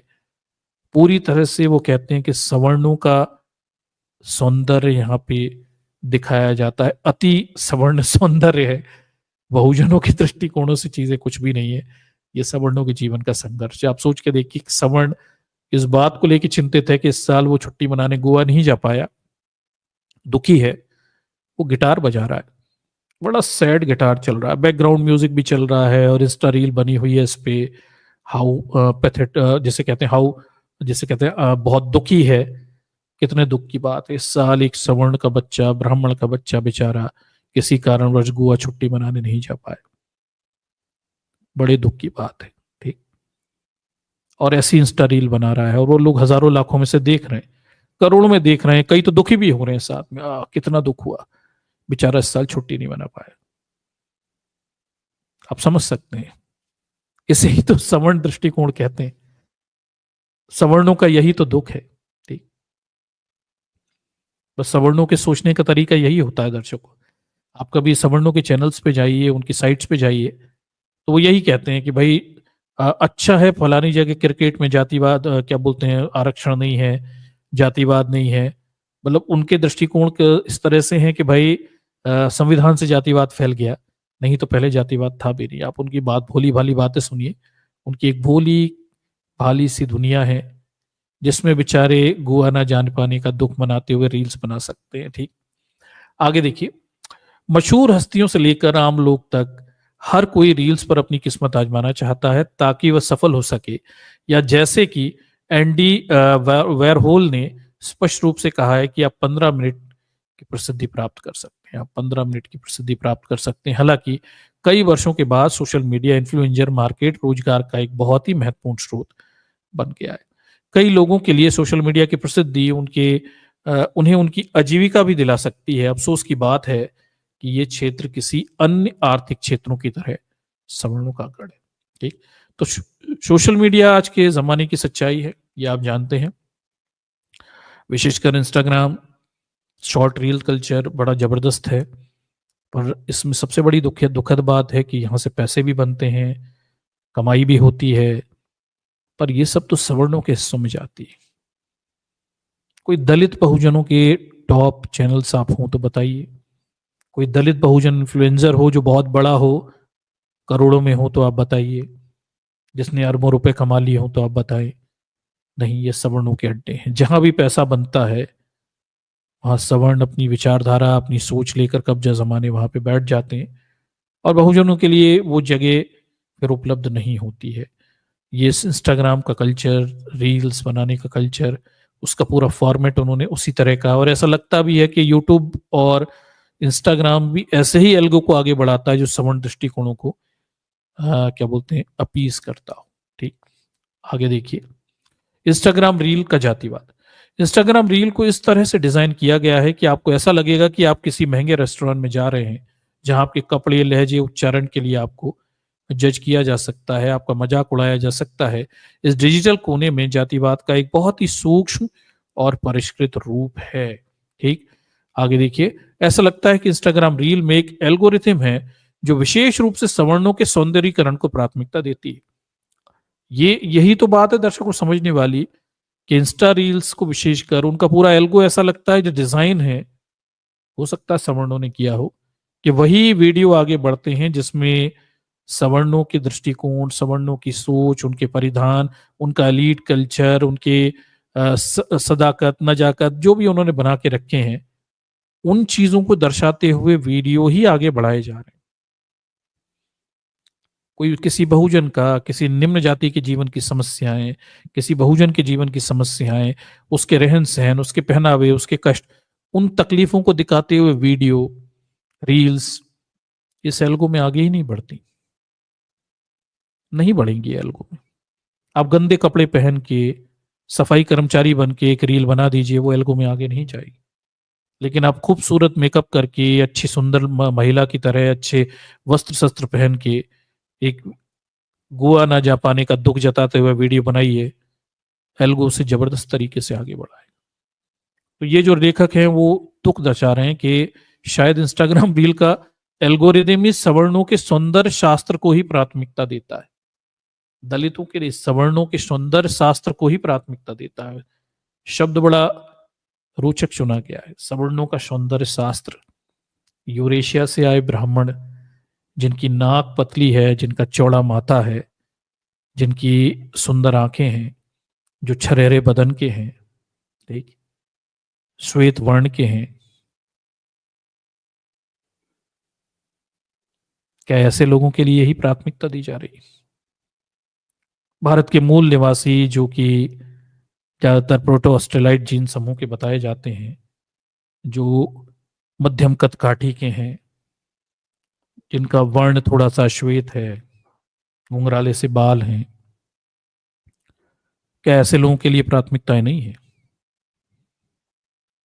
क्या इनका एल्गो इस तरह से डिजाइन है? तो ये हमारे लेखक जो हैं वो अपनी व्यथा व्यक्त कर रहे हैं कि शायद इंस्टाग्राम रील्स का एल्गो ही इस तरह से है जो सवर्णों के सौंदर्य शास्त्र को ही आगे बढ़ाता है। बात गहरी है, बात जातिवाद की भी है, अगर आप समझें तो ये नस्लवादी बात भी है। ठीक, आगे देखिए, अधिकांश ट्रेंड और देखिए ट्रेंडिंग गाने पश्चिम में लोकप्रिय चीजों की नकल हैं, चाहे वे अपने चाहे वो अपना सिर मेरे कंधे पर रखो, सिलहुट चुनौती हो, या मेरी पीठ दर्द कर रही है चुनौती, सभी को सवर्ण ही दिखाई देते हैं, जो विशेष अधिकारों से भरा जीवन जीने की खुशी और उदासी व्यक्त करते हैं। तो ये भी है, वहां पे जो भी है वो सब पश्चिम की नकल हो सकती है, या फिर जो भी दिखाया जा रहा है, सिर पे कंधे पे रखना बताया जा रहा है, पीठ दर्द से संबंधित हो, सब सवर्ण है। मतलब पीठ भी सवर्णों की दर्द करती है, रील्स भी उन्हीं के दृष्टिकोणों से बनती है, जो उनके ही जीवन में दुख और खुशी होती है। दलित, आदिवासी, निम्न जाति के लोग, सफाई कर्मचारी, जूते सिलने वाले, नाली साफ करने वाले, ये तो यहां से गायब है। ठीक, ना इनकी पीठ दुखती है, ना ये अपने कंधा किसी की सर पे रखते हैं, ना इन्हें दर्द निवारक दवाओं की जरूरत होती है, ना ये तकलीफ में होते हैं, ना इन्हें गाने की जरूरत होती है। इनके जीवन में तो ये सब होता नहीं है, सवर्णों के ही जीवन में ऐसा होता है।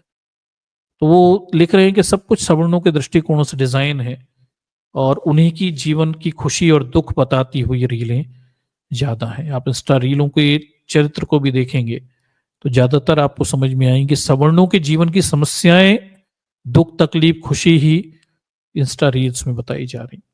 देश के 85% बहुजनों के जीवन से उनका ज्यादा कुछ लेना देना नहीं है, हालांकि वो फिर भी इन्हें देखकर खुश होते रहते हैं। आगे देखिए, इंस्टाग्राम इन ट्रेंड पर सबसे सुंदर दिखने वाली रील्स को सक्रिय रूप से बढ़ावा देता है।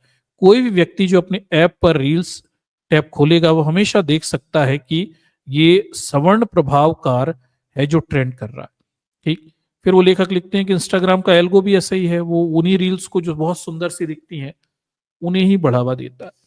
अब सुंदर रील का तात्पर्य क्या होता है आप खुद समझ सकते हैं। ठीक, समाज का एक विशेष वर्ग जो बेहतर कद काठी नाक नक्श रखता है, श्वेत वर्ण का है, ठीक, जो अच्छी क्या बोलते हैं उच्च जाति का है, बेहतर कपड़े पहनता है, जो बेहतर सलीके से बोलता है क्योंकि सलीके के मानदंड भी उसी ने स्थापित किए हैं, उन्हीं चीजों को आगे बढ़ाती हुई इंस्टाग्राम का एल्गो और उसकी रील्स हैं।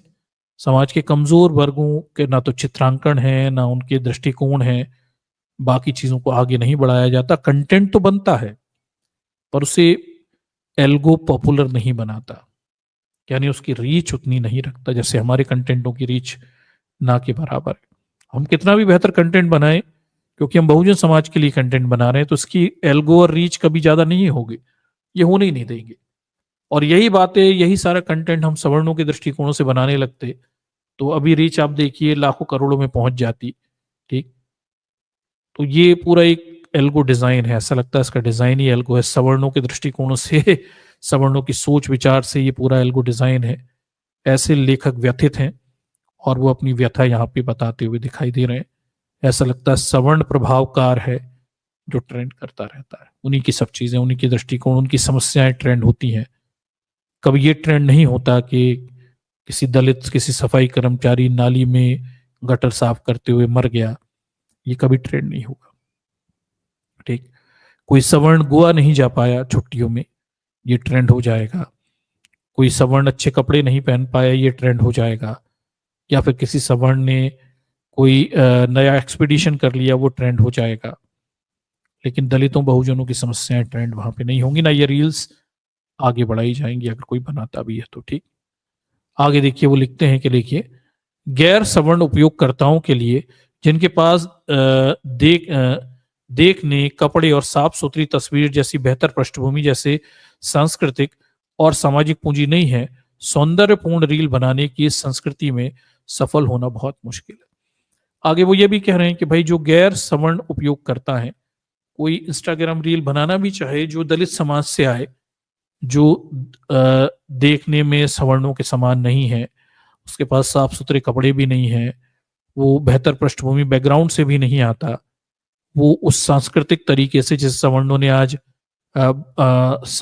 भाषाई संस्कृति और नजाकत का माध्यम बना दिया, मानक बना दिया है, वो वैसे बोल नहीं सकता।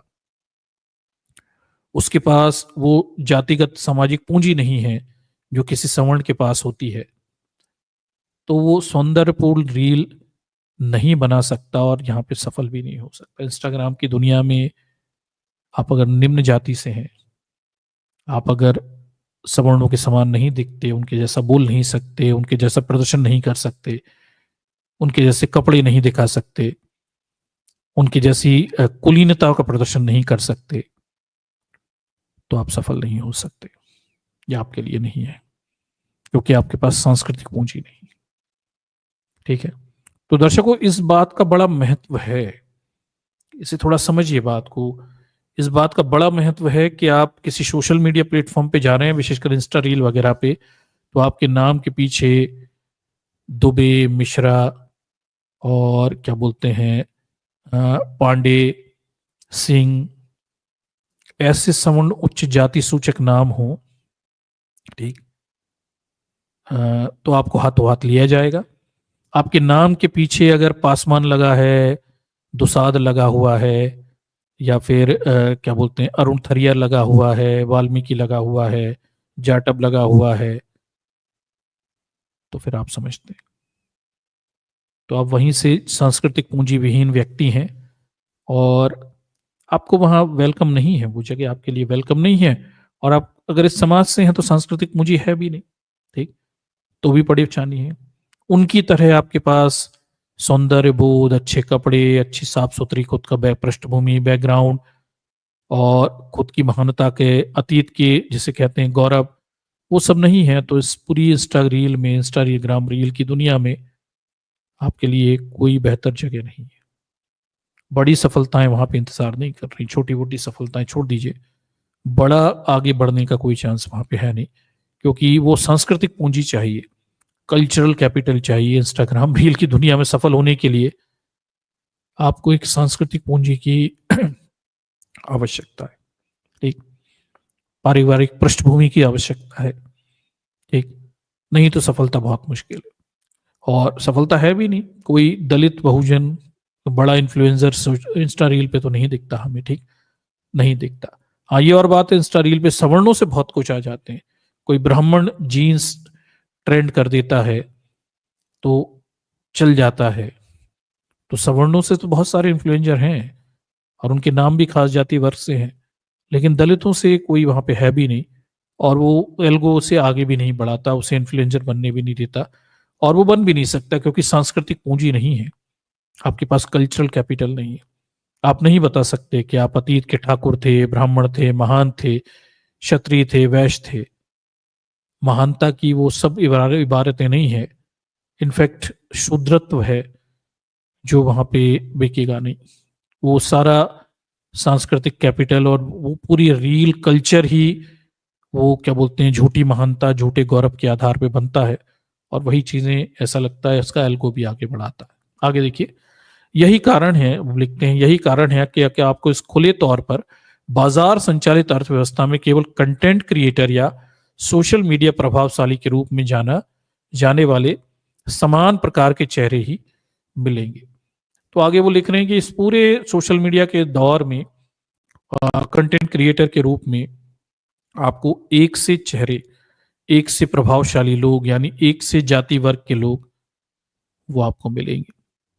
खास जाति वर्ग के लोगों के ही दबदबे हैं इसमें, इंस्टा रील में, सोशल मीडिया में, आप देखिए, क्योंकि उनके पास कल्चरल कैपिटल है, ठीक, उनके पास वो सांस्कृतिक पूंजी है ब्राह्मण क्षत्रिय वैश्य होने की, उनके पास वो सांस्कृतिक पूंजी है अपने श्वेत वर्ण की, अपने बेहतर दिखने की, बेहतर बोलने की, और समाज में उसके प्रति एक्सेप्टेंस की, ठीक। बहुजनों के पास ये सांस्कृतिक पूंजी नहीं है, और दूसरी, समाज में ये एक्सेप्टेंस भी नहीं है कि आप किसी निम्न जाति की जाति सूचक नाम लगाकर इंस्टा रील बनाएंगे तो वो आपको गाली ही बकेंगे, ठीक। आप समझते हैं ना, कोई ब्राह्मण की लड़की अगर इंस्टाग्राम की रील पे कोई डांस करेगी तो वो आ, शोभनीय कहलाएगा, अरे वाह। लेकिन किसी जाटअप की या निम्न जाति की लड़की डांस करेगी तो कौन सी गाली पड़ती है, आपको खुद पता है ये तो, ठीक। वो ये सीधी नीचे गाली लिखी रहती है, अच्छा फलाने लोग भी, अब तुम लोग भी गाने से जाने लगे। तो ये जो सांस्कृतिक पूंजी की बात है, कल्चरल कैपिटल की बात है, परिवेश की बात है, ये सोशल मीडिया की दुनिया में बड़ा मायने रखता है। या तो आप अपना झूठा नाम रख लीजिए, अपने नाम के पीछे शर्मा वर्मा सिंह कुछ लगा लीजिए और झूठा दिखाइए, अन्यथा सच के साथ आप जाएंगे तो आप ये पूरी सोशल मीडिया की दुनिया में बिगैर सांस्कृतिक पूंजी के आप वेलकम नहीं है। ये बड़ी गहरी बात है, और आप देखेंगे ज्यादातर कंटेंट क्रिएटर सब ऊंची जाति से हैं, खास जाति वर्ग के लोग हैं, उन्हीं के कब्जे हैं, उन्हीं के दबदबे हैं, क्योंकि वो एक सांस्कृतिक पूंजी लेकर पैदा हुए हैं, जिस अगर हम सीधी भाषा में कहें तो सोने की चम्मच लेकर मुंह में पैदा हुए हैं, ठीक, उन्हीं के लिए सारी जगह। आगे देखिए वो क्या लिखते हैं, आगे देखिए, दलित कला रूपों का विनियोजन। आगे वो इस मुद्दे पर भी ध्यान देते हैं कि भाई जितने भी दलित कला रूप थे, दर्शकों इस चीज को समझिए कि भारत में ऐतिहासिक रूप से नृत्य, संगीत, गीत गायन, जितनी भी कला शैलियां हैं समाज के कमजोर वर्गों ने विकसित की। समाज के कमजोर वर्ग ही अपने विचारों को व्यक्त करने के लिए नृत्य, संगीत, गायन ये सब किया करते थे। समाज का उच्च वर्ग हमेशा इसे हे दृष्टि से देखता था, गंदा देखता था और इसे स्वीकृति नहीं देता था, ठीक।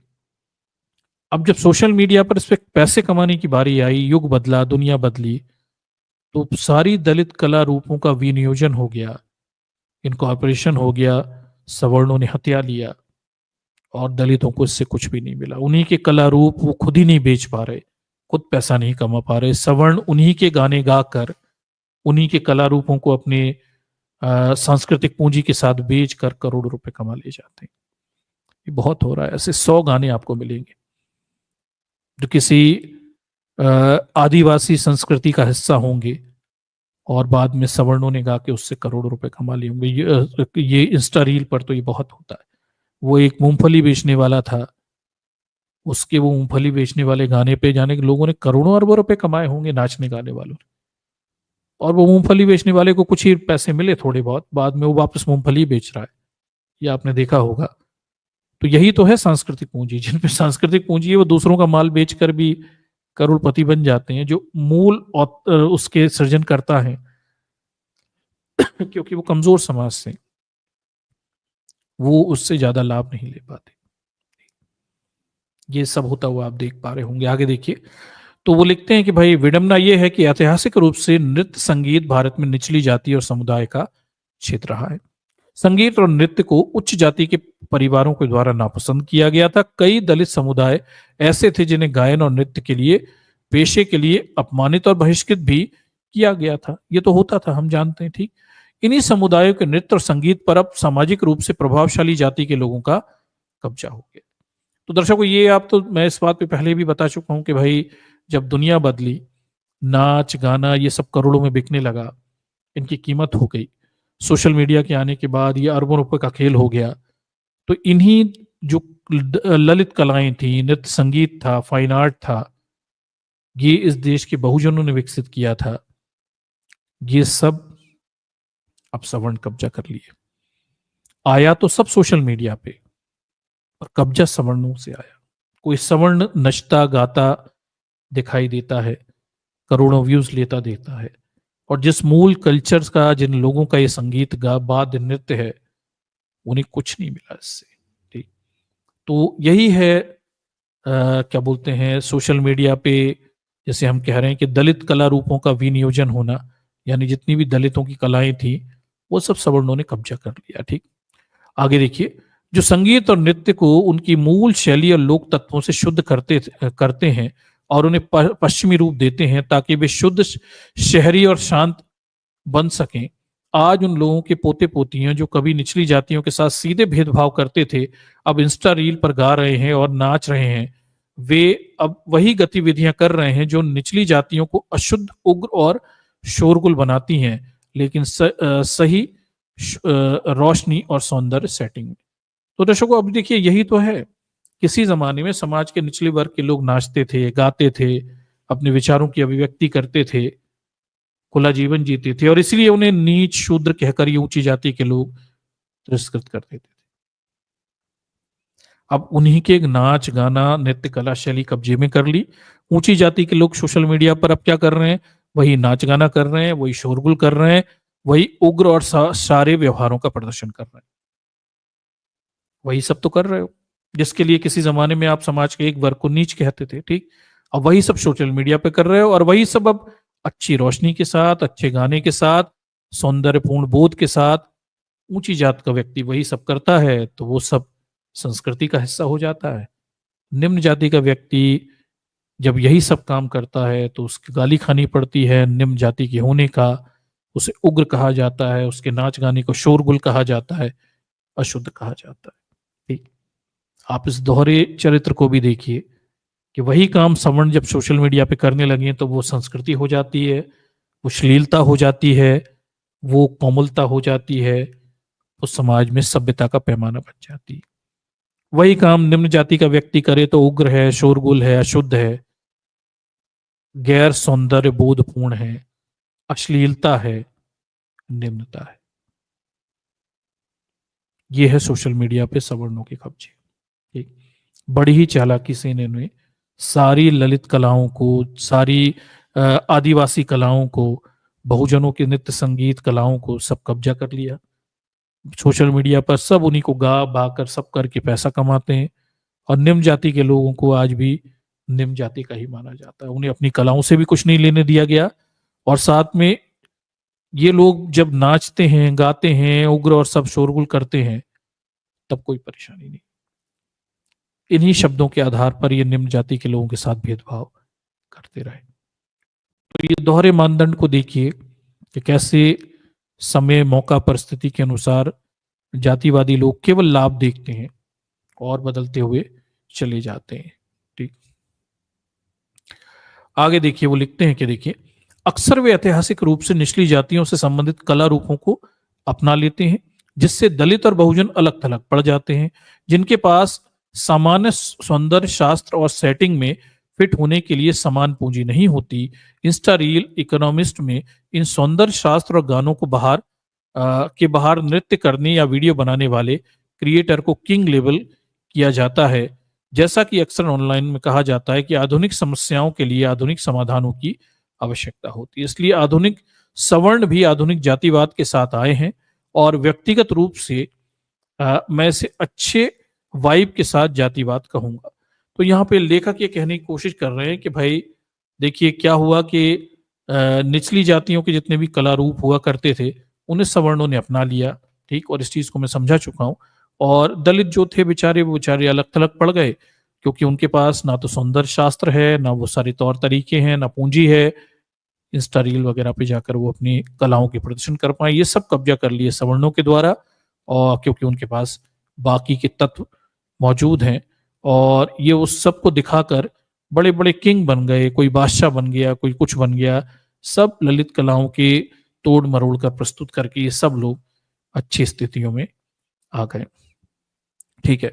और लेखक इसे क्या कह रहे हैं, इसे कह रहे हैं अच्छे वाइब के साथ जातिवादी कहेंगे। वो कहते हैं कि एक प्रकार का जातिवादी है, इंस्टाग्राम रील्स में चल तो जातिवाद ही रहा है, ठीक।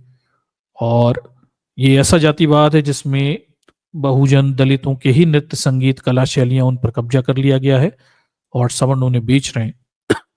कुछ वो अपने सौंदर्य शास्त्र के साथ, अपनी क्या बोलते हैं संस्कृति के साथ, और अपनी उच्च जातिगत श्रेष्ठता सांस्कृतिक पूंजी के साथ इस सब को बेचते हैं, और समाज में वो बिक जाता है। दलितों के लिए, बहुजनों के लिए इंस्टा रील में ना उनके समाज में, ना उनकी बनावट में कहीं कोई जगह दिखाई नहीं देती है, और ये बड़ा दुखद है, बड़ी समस्याग्रस्त है। आगे वो लिखते हैं कि सवर्ण मोनोकल्चर सौंदर्य और जीवन शैली केंद्रित रीलों में अधिकतर खुले और असभ्य रूप बने रहते हैं।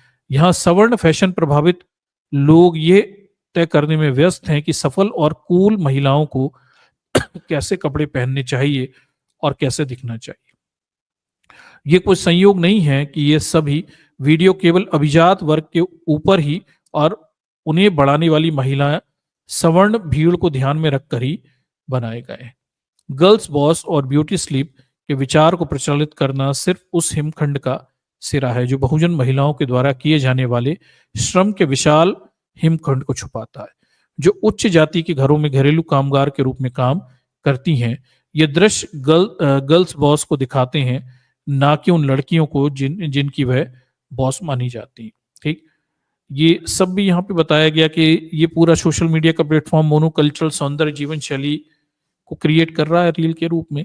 एक खास किस्म की स्टीरियोटाइप महिलाओं को ही यहाँ पे दिखाया जा रहा है। ये सब सवर्ण बैकग्राउंड से आती हैं, उनकी जीवन शैली, रहन सहन, खाना पीना सब सवर्ण प्रभावित है, ठीक। ना तो निम्न जाति की महिलाएं रोल मॉडल हैं, ना वो यहाँ पे दिखाई जाती है, ना उनके जीवन शैली, खान पान वो सब कहीं कल्चर के रूप में प्रदर्शित किया जाता है। जो भी स्टीरियोटाइप है वो सवर्ण महिलाओं के ध्यान में रखकर ही उस पूरे स्टीरियोटाइप को बनाया गया है, और उसे ही आगे भी बढ़ाया जाता है, और वो देखने के लिए सब बाध्य भी है, ये यहाँ पे बताई गई। केवल सवर्णों के लिए ऐसा कोई दलित अकाउंट नहीं है जो टॉप इन्फ्लुएंसर की सूची में शामिल हो। इसका मतलब ये नहीं है कि दलित इंस्टाग्राम पर बढ़िया कंटेंट नहीं बना रहे। एक मजबूत भूमिगत संस्कृति है जहां कई दलित अकाउंट आधुनिक डिजिटल शब्दावली का उपयोग करते हुए खुद को अभिव्यक्त करने की कोशिश कर रहे हैं।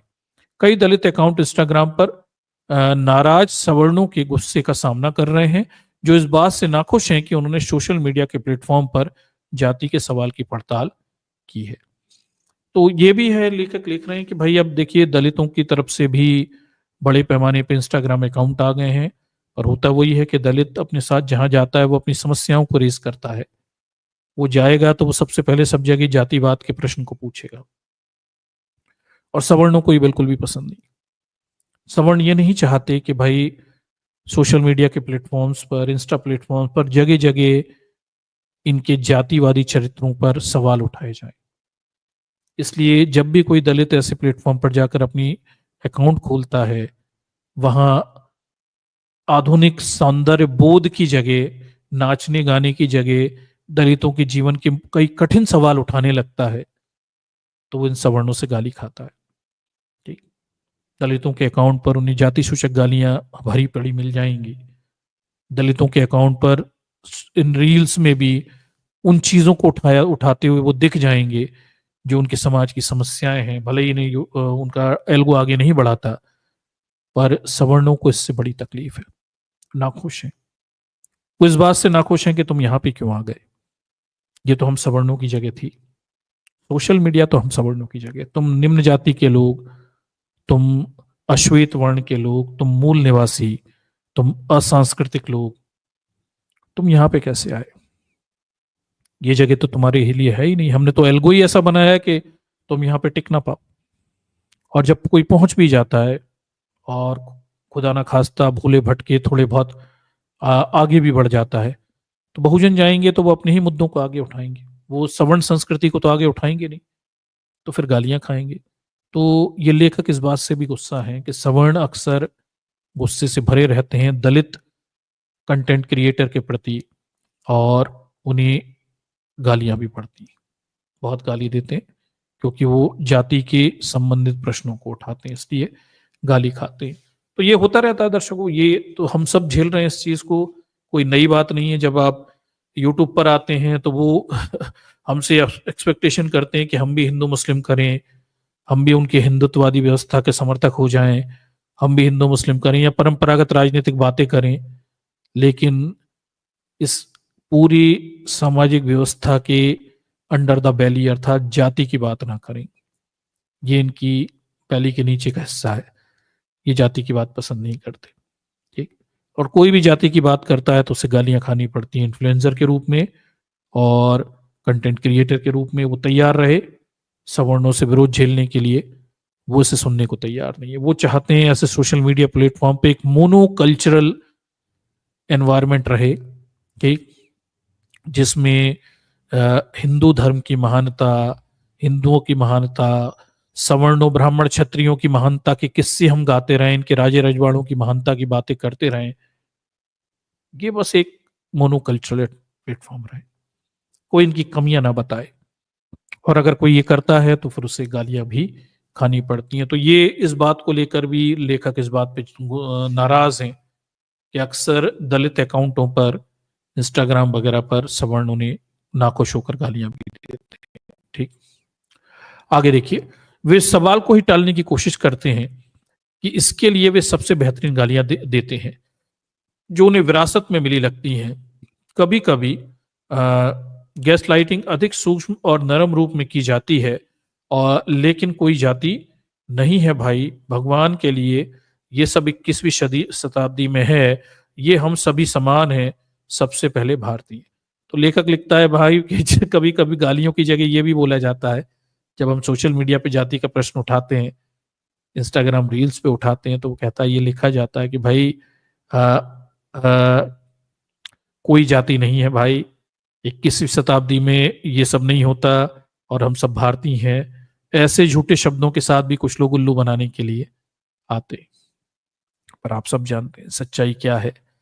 इंस्टाग्राम रील की दुनिया में पूरा कल्चर, एनवायरनमेंट, सब कुछ सवर्णों के हिसाब से डिजाइन है। रीलों के विषय वस्तु, माहौल, सौंदर्य बोध, सब कुछ सवर्णों के हिसाब से डिजाइन है। पूरी दुनिया ही सवर्णों की है, दलितों के लिए वहां कोई जगह नहीं है। ठीक, आगे देखिए, वही सवर्ण सोशल मीडिया उपयोगकर्ता फिर नृत्य के प्रति अपने नए प्यार को आगे बढ़ाते हैं और पश्चिमी रुझान पर आधारित एक फील गुड रील पोस्ट करते हैं। ठीक है, और यहाँ मैं नाटककार बर्तक की उदाहरण को फिर से लिखने की स्वतंत्रता लेना चाहूंगा कि अंधेरे समय में गायन और नृत्य होगा, लेकिन केवल सवर्णों के द्वारा। ठीक, ये है। तो सवर्ण फिर विरोध में भी रील बनाना शुरू कर देते हैं, ये भी आपको देखा होगा, ये चल रहा होगा। ठीक, जिसमें दिखाते हैं कि सब कुछ ठीक है, सब कुछ ठीक तो नहीं है, ये आप जानते हैं। तो ये दर्शकों एक लेख था, आर्टिकल था, और ये बड़े रेयर उन आर्टिकल्स में है जो इन चीजों को बताते जताते लिखते रहते हैं। ये जो पूरा आर्टिकल था ये दलित इतिहास महा 2021 की श्रृंखला में प्रकाशित हुआ था। एक दलित लेखक हैं, उनके द्वारा लिखा गया आर्टिकल था जो मैंने आपके सामने रखा हुआ था। इंस्टाग्राम पर जातिवाद के प्रश्न को उठाता हुआ यह आर्टिकल था। इसकी भाषा गूढ़ है, मैं समझता हूँ, उन्होंने काफ़ी क्लिष्ट भाषा में लिखा है। उन चीज़ों को समझना, समझाना, उन्हें विस्तृत करना, उन्हें बड़े पैमाने पे समझ पाना उतना आसान नहीं है। लेकिन मोटा-मोटा आप इतना तो समझ पाए होंगे कि इंस्टाग्राम रील की दुनिया बेहद जातिवादी है। इसमें सब कुछ सवर्ण सौंदर्य बोध के हिसाब से डिज़ाइन है। इसमें सब कुछ सवर्णों के हिसाब से डिज़ाइन है। सारी रील उनकी समस्याएँ, उनके विचार, उनके जीवन की स्थितियाँ, मनोदशाएँ उन्हें ही दर्शाती हैं। इनका एल्गो भी इसी तरह से काम करता है। दलितों के लिए, उनके जीवन की समस्याओं के लिए, उनकी परेशानियों के लिए यहाँ कोई जगह भी नहीं है और ना एल्गो उसे आगे बढ़ाता हुआ दिखाई देता है। ऐसा लगता है पूरा सवर्ण कल्चर ही वहाँ पे काम कर रहा है। सारे इन्फ्लुएंसर सवर्ण हैं, उन्होंने कब्जे कर लिए हैं। अपने दृष्टिकोणों से ही इस पूरे सोशल मीडिया प्लेटफ़ॉर्म को संचालित करते रहते हैं और उनके हिसाब से ही एल्गो भी आगे बढ़ते रहते हैं, ठीक? तो ये एक सच्चाई है सोशल मीडिया की, विशेषकर इंस्टा रील्स की। आप थोड़ा-सा ध्यान से देखिएगा। अगली बार किसी इंस्टा रील को स्क्रॉल करें, देखें, थोड़ा जातिवादी दृष्टिकोण से देखिए। आपको समझ में आएगा कि ये तो पूरा एक सवर्ण के दृष्टिकोण से बनाई गई रील है। उसमें समस्या भी सवर्ण की है, उसमें निदान भी सवर्णों के हिसाब से हैं, उसमें मौजूद चरित्र और पात्र भी सवर्णों के दृष्टिकोणों से व्यक्त करते हैं और नृत्य, संगीत, गायन भी सब सवर्णों का है। बहुजनों की चीज़ें नहीं मिलेंगी आपको, ना समस्याएँ, ना परिधान, ना सोच, ना विचार। इन चीज़ों को व्यक्त करती हुई आपको रील्स नहीं मिलेंगी, मिलेंगी भी तो एक्सेप्शनली मिलेंगी, अपवाद मिलेंगी और उन पर व्यूज़, लाइक्स भी बेहद कम होंगे, ठीक? तो इसी तरह की दुनिया इंस्टाग्राम पर हमें देखने को मिल रही है। हम इसे जातिवाद का ऑनलाइन तंत्र कहते हैं, जहाँ पूरी तरह से जातिवादी व्यवस्था हावी है और बहुजनों के लिए यहाँ भी बहुत कुछ करना और अचीव होना बाकी है। मैं कहता हूँ सोशल मीडिया की पूरी दुनिया ही सवर्णों के हाथ में है। ये वो क्षेत्र है जिसमें हमें अभी-अभी और अधिक अपनी उपस्थिति दर्ज करनी है। बेहद कम है हम। हमारी उपस्थिति इस पूरे सोशल मीडिया में बहुत कम है और इसलिए हमारी बात का वज़न भी नहीं होता अभी। समय के साथ हमारी उपस्थिति बढ़ानी है और वज़न भी बढ़ाना है, दोनों बढ़ाना है और आप और हम मिलके एक महत्वपूर्ण काम कर रहे हैं कि विभिन्न किस्म के जातिवादों पे तो चर्चा करते ही हैं। सोशल मीडिया प्लेटफ़ॉर्म भी बेहद जातिवादी है। यहाँ टॉप इन्फ्लुएंसर सब सवर्ण है। यहाँ पर आपकी हमारी उपस्थिति और आपका हमारा आगे बढ़ना ये वेलकम नहीं है, हमें प्रमोट नहीं किया जाता, ना किया जाएगा, ठीक? फिर भी हम उपस्थित हैं, हम काम कर रहे हैं। आप और हम मिलके कोशिश कर रहे हैं कि हमारी पहचानों को, दलितों की पहचानों को, बहुजनों की पहचानों को सोशल मीडिया पर बनाए रखें, बढ़ाए रखें और निरंतर ये प्रयास हमारे जारी हैं। तो इस चीज़ को समझिए कि आप और हम बड़ा ऐतिहासिक काम करते हैं यहाँ बैठकर, ठीक? एक ऐसा क्षेत्र जो भविष्य लिखने वाला है इस दुनिया का, टेक्नोलॉजी और सोशल मीडिया, दुनिया आगे इसी से संचालित होती है। वहाँ बहुजनों की उपस्थिति अधिक से अधिक बढ़ाने का हम काम करते हैं। तो जितने भी बहुजन प्लेटफ़ॉर्म्स हों, उन पर आप विज़िट करिए, लाइक करिए, शेयर करिए, सब्सक्राइब करिए, उन्हें प्रमोट करिए। आपका एक लाइक, आपका एक शेयर, आपका एक प्रमोशन क्या करेगा? वो ये करेगा कि सोशल मीडिया पर बहुजनों की उपस्थिति को बढ़ाएगा और दिन-ब-दिन ये बढ़ती जाएगी, तो हमारी आवाज़ भी बढ़ती जाएगी और सोशल मीडिया पर हम अपनी आवाज़ें अगर बुलंद कर पाए, तो हम समाज को अपने विचारों से अधिक प्रभावित कर पाएँगे। तो आप समझ पा रहे होंगे कितना मुश्किल टास्क है हमारे सामने। हम कहीं भी नहीं है, सोशल मीडिया में हमारी कोई हैसियत नहीं है, गिनती नहीं है, कहीं नहीं है और हमें इसे बढ़ाना है, ठीक? हमारे साथियों की संख्या बढ़ानी है और संख्या बल भी बढ़ाना है, दोनों काम बढ़ाने हैं, ठीक? तो आप और हम मिलके एक बड़ा महत्वपूर्ण काम यहाँ पे सोशल मीडिया पे करते हैं। ये कोई व्यर्थ में किया जा रहा काम नहीं है दर्शकों। आज से 10 साल बाद, 20 साल बाद, 50 साल बाद सोशल मीडिया पे बहुजनों की जब दबदबे होंगे, तब हम पीछे पलटकर इसे शायद देखेंगे कि हमने जो काम बड़े छोटे मायने में शुरू किए थे, वो अब बड़े आंदोलन बन के खड़े हो गए। ठीक। और सोशल मीडिया पर बहुजन अपने किसी भी मुद्दे को ट्रेंड करा सकते हैं, रेस करा सकते हैं, उसे चर्चाओं में ला सकते हैं, सरकारें हिला सकते हैं, सरकारों को दबाव में ला सकते हैं। ठीक। ये समय के साथ हो पाएगा, तो बिल्कुल उपस्थिति दर्ज करिए। हमारे जितने भी साथी सोशल मीडिया पे काम कर रहे हैं उन्हें सपोर्ट करिए, उन्हें लाइक करिए, शेयर करिए और उनकी बातों को आगे बढ़ाइए। ये एक मिशन है जो आप और हम मिलके आगे बढ़ाएंगे। ठीक। तो ये आज का प्रेजेंटेशन है, थोड़ा अलग किस्म का है, उस तरह का चालू किस्म का नहीं है। थोड़े गंभीर मुद्दों पे हम इसे ले जाना चाह रहे थे और हमने उसी मुद्दों पर उसे ध्यान भी रखा हुआ है। ठीक। तो ये इंस्टाग्राम रील्स और उनके जातिवादी चरित्र को दर्शाता हुआ आज का प्रेजेंटेशन है। इसे शेयर करिए, लोगों तक पहुंचाइए, हमारी बातों को जनता के सामने रखिए, ताकि लोग सोशल मीडिया पे, बहुजन समाज के लोग सोशल मीडिया पे उपस्थिति के महत्व को समझ सकें, कितना जरूरी है और ये एक मिशन के रूप में लिए जाने जरूरत है। ठीक।